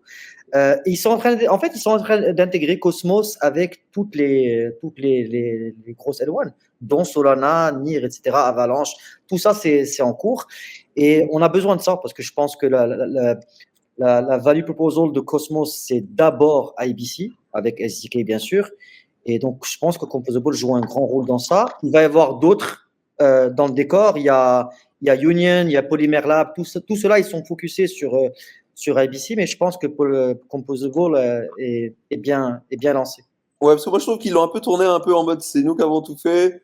Bon, après, si tu regardes des équipes comme NIR, ça fait 3 ans où ils ont à peu près 2 équipes dessus complètes. Donc, Composable n'a pas fait grand-chose. Mais bon, c'est vrai qu'ils ont fait quand même quelques moves sur Dot. Polkadot, Ouais, tout ça. Mais je Polkadot, trouve qu'il faut s'approprier le reste alors que c'est pas vraiment occupant. D'ailleurs, Composable veut devenir une consumer chain d'Atom et leur valeur de proposition, c'est de dire on va faire du IBC routing pour le Cosmos Hub. En tant que consumer chain, ça veut dire que toutes les transactions IBC Cosmos versus un autre écosystème feraient le routing à travers le hub. Ça serait intéressant. Je ne sais pas ce qu'il en est de leur proposal. Est-ce que ils sont pas allés en chain? Je ne sais pas ce qu'ils attendent, mais je sais que c'est prévu. Moi, pour Composable, honnêtement, je suis pas fan. je suis pas fan et Consumer Chain, je pense que je voterai non parce que, je sais que le fondateur, il y a eu quelques histoires sur lui, c'est un peu shady. Il a eu des problèmes avec la SEC parce qu'il a scam des gens, etc. Il y a des articles sur lui. Kamel, il pardonne pas le passé. Faut faire un peu attention. Ouais. Non, moi, je suis pas trop. Et je pense, honnêtement, avoir des gens. Je sais qu'il a fait des trucs bizarres sur Ethereum et maintenant il vient sur Cosmos. Honnêtement, j'aime pas des gens. Ça, c'est beaucoup de signaux, beaucoup de red flags là. C'est si il y a des articles. Il en a relevé que 3. Mais Sifu, mais Sifu, il défonce en treasury management, Sifu, on-chain, c'est très bien ce qu'il fait. Il défonce tout le monde. Mais après, tu vois, Composable, ils ont l'air de build, hein. Apparemment, ils font des choses et tout, mais c'est juste. Non, ils build, des builds. Il y a des red flags. Il y a des red flags. Bon, je pense que ce dont tu parles, Cam, il a reçu une amende de la SEC. Ouais, c'est ça. Ouais. Je ne sais pas ce qu'il a été barré de pratiquer dans la finance par la SEC, mais non, il y a des red flags. Je suis d'accord. Ok, il y avait une question aussi dans le chat qui avait été posée, mais j'avais pas redemandé au bon moment. C'était Reda, quand tu présentais tes indices et le fait qu'il y ait une possibilité de les staker, est-ce que ça donnait droit aux airdrops? Parce que c'est vrai que c'est quand même une dynamique. Comment sont traités les airdrops dans l'indice quand tu as de la top et si tu fais le choix de staker, par exemple? Ouais. Reda, il garde tout. Ça va sur mon wallet. Non. Bah, en fait, pour les airdrops, il se passe exactement la même chose que pour les rewards. Donc, on les liquide pour les distribuer en rendement. Étant donné que l'indice n'est censé que représenter le panier d'indice du produit, si par exemple une crypto… pardon ? Un coin exogène. Ouais, si un coin exogène venait à être suffisamment pertinent pour rentrer dans l'indice, dans ce cas-là, effectivement, il rentre dans l'indice. Mais en tout cas, tout revenu généré par le staking de ces actifs est redistribué en rendement, composé à 30% et redistribué à 70% en rendement. Petite question, les items dans les paniers sont stakés, donc quand on veut sortir de l'index, il y a un unbunding, c'est ça? Yes. En fait, tu as deux façons de sortir. Soit tu unbond, et donc en fait, la durée d'unbonding, c'est la durée la plus importante du token le plus long. Ou alors, tu peux liquider directement sur le DEX Atlas, et bon, tu souffres d'un petit slippage, mais tu as la possibilité de sortir immédiatement. Et là, on a vu, en fait, les gens ont profité de la liquidité, parce que quand le truc il a fait plus 120% sur 30 jours, bah, tu préfères sortir plutôt que d'attendre les 32 jours de unbonding. Sur FTX, sur le FTT staking, il fallait sortir avec les 5% de décote. Rapidement. Courage, je fuis. Ça valait peut-être le coup. Dernière question. Y a-t-il des votes intéressants en ce moment à faire? Alors, il y a pas mal d'activités sur le hub. Et le financement d'informal, qu'est-ce que vous votez? Ouais, il y a une formale. Et il y a nous aussi, on a voté yes. Bientôt, hein. On arrive dans environ 2 semaines, donc on compte sur votre soutien massif. Le mec, il dit Sur le forum ou sur on-chain, Youssef? Non, nous, sur le forum, on va poster d'environ 10 jours. Ok. 2 semaines de discussion et ensuite on-chain aux alentours de début décembre. Bon, c'est pas du tout parce qu'on a un cartel français, hein, mais moi, je serais pour voter pour une deuxième réélection parce que je pense que c'est bien d'avoir vu une première vision. Il y a eu pas mal de choses qui ont été faites. Franchement, c'est bon de laisser une deuxième chance. mais au moins, C'est gentil. c'est du bon travail, quoi. Moi, je pense que ce qu'on a voulu faire avec cette histoire d'accélérateur, c'est bâtir une organisation qui appartient au hub et qui ship vraiment, qui est fonctionnelle. Parce que quand on a vu ce qui s'est passé avec le Gravity DEX, tous les projets qui ont été lancés par Atom ont été un fail. Et donc, on avait besoin de donner cette confiance. Je dis pas qu'on est parfait, bien sûr, on fait nos erreurs, etc. Mais c'est une organisation qui est fonctionnelle. Et je pense que vous avez très bien adapté. Hein. Vous êtes très bien adapté parce qu'il y avait pas mal de trucs au début que je trouvais un peu chelou. Et en fait, maintenant, je trouve que bien fait. Ça progresse. Vous êtes à l'écoute et c'est ça qui est important, d'avoir aussi des gens qui sont à l'écoute. Et voilà. Moi, ce qui est paradoxal sur. Ce qui est paradoxal sur ce que vient de dire Youssef, c'est que justement, en fait, il y a plein de projets qui étaient lancés au début sur le hub et qui ont après lancé leur propre Layer 1, notamment le liquid staking ou le DEX, et finalement après qui demandent à être achetés après par le hub. Ouais. La boucle est bouclée. Parce qu'au final, si ça a été build directement sur le hub, peut-être qu'on n'en serait pas là sur notamment. Moi, je pense notamment le liquid staking, ça a été vraiment intéressant. Non, mais il faut dire ce qui est. Les mecs veulent capter de la valeur en créant leur propre truc, et puis après, ils cherchent leur exit liquidity. Mais de toute façon, il ne faut pas que ça se fasse au détriment du hub. C'est pour ça que la négociation, pour moi, est le sujet le plus important, Youssef. Et que pour moi, je pense que c'est des bonnes approches du M&A, mais ça ne sera une bonne approche que si on respecte les règles du M&A dans la vraie vie. La raison pour laquelle certaines règles et certaines conditions c'est pour ça, Reda, que voilà une raison de plus de voter pour notre nouveau budget, parce que non, mais c'est vrai, je suis pas en train de chiller l'accélérateur, ok. C'est que nous, on est capable de donner un grant, ok, on est capable d'aller chercher les avocats, etc., les M&A engine, tout ça pour le hub, parce qu'aujourd'hui le hub n'a aucune structure pour faire ça. Bien, ouais. Et tout sera payé en IST. non, jamais de la vie.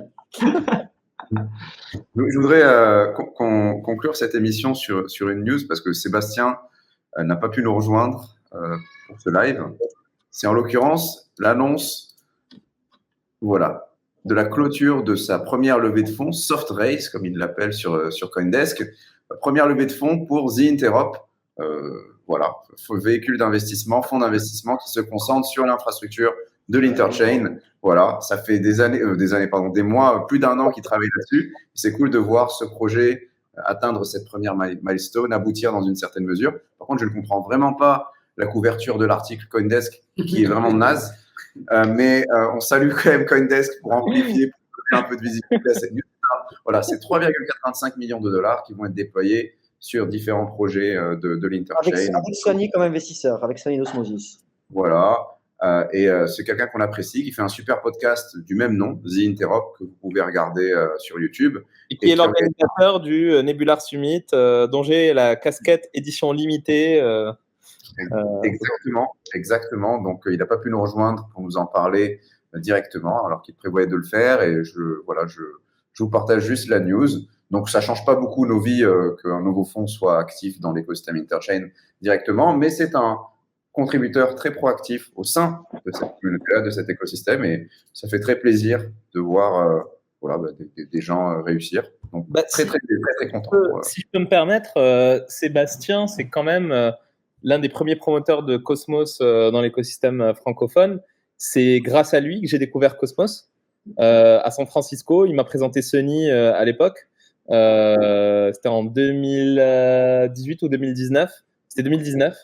Non, Sébastien a fait énormément de choses pour l'écosystème et aujourd'hui c'est l'une des locomotives de l'écosystème Cosmos en Europe et un peu partout. Donc c'est un gros supporter des nouveaux projets. C'est un connecteur. Je suis très content pour lui. Et Clément, Sébastien et Clément, c'est une équipe de 2 personnes. Clément qui est un peu plus dans les ops. Mais c'est pas qu'un promoteur de Cosmos. Certains l'auront connu via Epicenter depuis 2012-2013, qui couvre l'actualité sur la blockchain en règle générale, avant même le lancement d'Ethereum.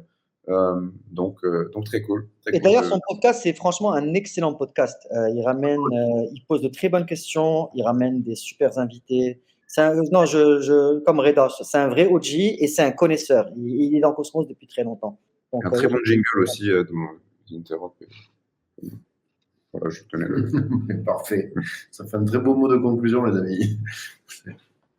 Bon, mais de toute façon, on arrive au format de l'émission. Nous, on vous remercie énormément pour l'intervention. Moi, je serais très heureux que vous reveniez régulièrement, je sais pas, moi, tous les 6 mois, un an.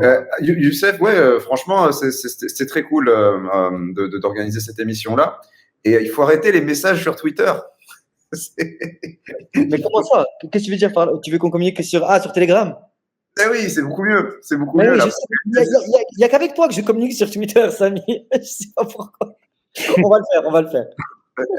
Non, mais très cool de vous avoir sur cette émission. Je pense qu'on va se refaire ça sur les mois qui arrivent. Et je remercie aussi le chat pour sa présence, sa participation, ses commentaires. Et puis que le meilleur soit avec vous, que le bullrun soit avec vous. Ah non. Pourquoi pas? Non, pas encore. Samy, il veut dormir. Il veut dormir la nuit. On n'est pas encore prêt. Et d'ailleurs, Sam, tu nous as pas parlé de notre Guardians. Comment ça se passe? Notre Guardians. On peut faire ça sur une prochaine émission, mais pour vous donner un petit aperçu, ça se passe plutôt bien. Notre Guardians, très rapidement, c'est un projet sur lequel on propose des quêtes qui sont des exercices de programmation plutôt complexes pour demander des développeurs intermédiaires à seniors sur des écosystèmes. Ethereum, DL2 et bientôt Cosmos, qui sait. L'idée, c'est juste de créer quelque chose de gamifié pour créer une sorte de réseau de réputation pour les développeurs pour qu'ils puissent évaluer leurs skills sur différents sujets, etc. Et voilà, aujourd'hui, on est sur Solidity, on est sur Cairo. On va annoncer quelque chose, on va lancer un nouvel écosystème ce mois-ci, qui est un roll-up qui nous tient beaucoup à cœur, et d'autres vont suivre. Donc, on est assez débordé là, pour les 5-6 prochains mois. Top. Ça se passe plutôt bien, on ne peut pas se plaindre. Et voilà, aujourd'hui, on est une petite quinzaine. Et je vous invite à consulter la plateforme, à l'essayer. Et si jamais vous avez des questions, des feedbacks, n'hésitez pas à aller sur Discord ou à me DM, et je serai très heureux de les traiter. En gros, c'est une sorte de Skyrim pour les devs.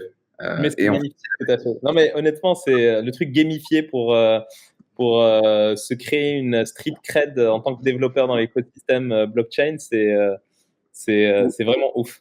Vous venez là, vous prenez un challenge, ou même vous voulez embaucher quelqu'un, vous voulez savoir si vous bullshit, regardez plus le CV, vous lui dites faites-moi ce rect CTF on-chain, hop, il fait ça. Nous, après, on issue une preuve de skill qui va pouvoir vous servir, vous montrer.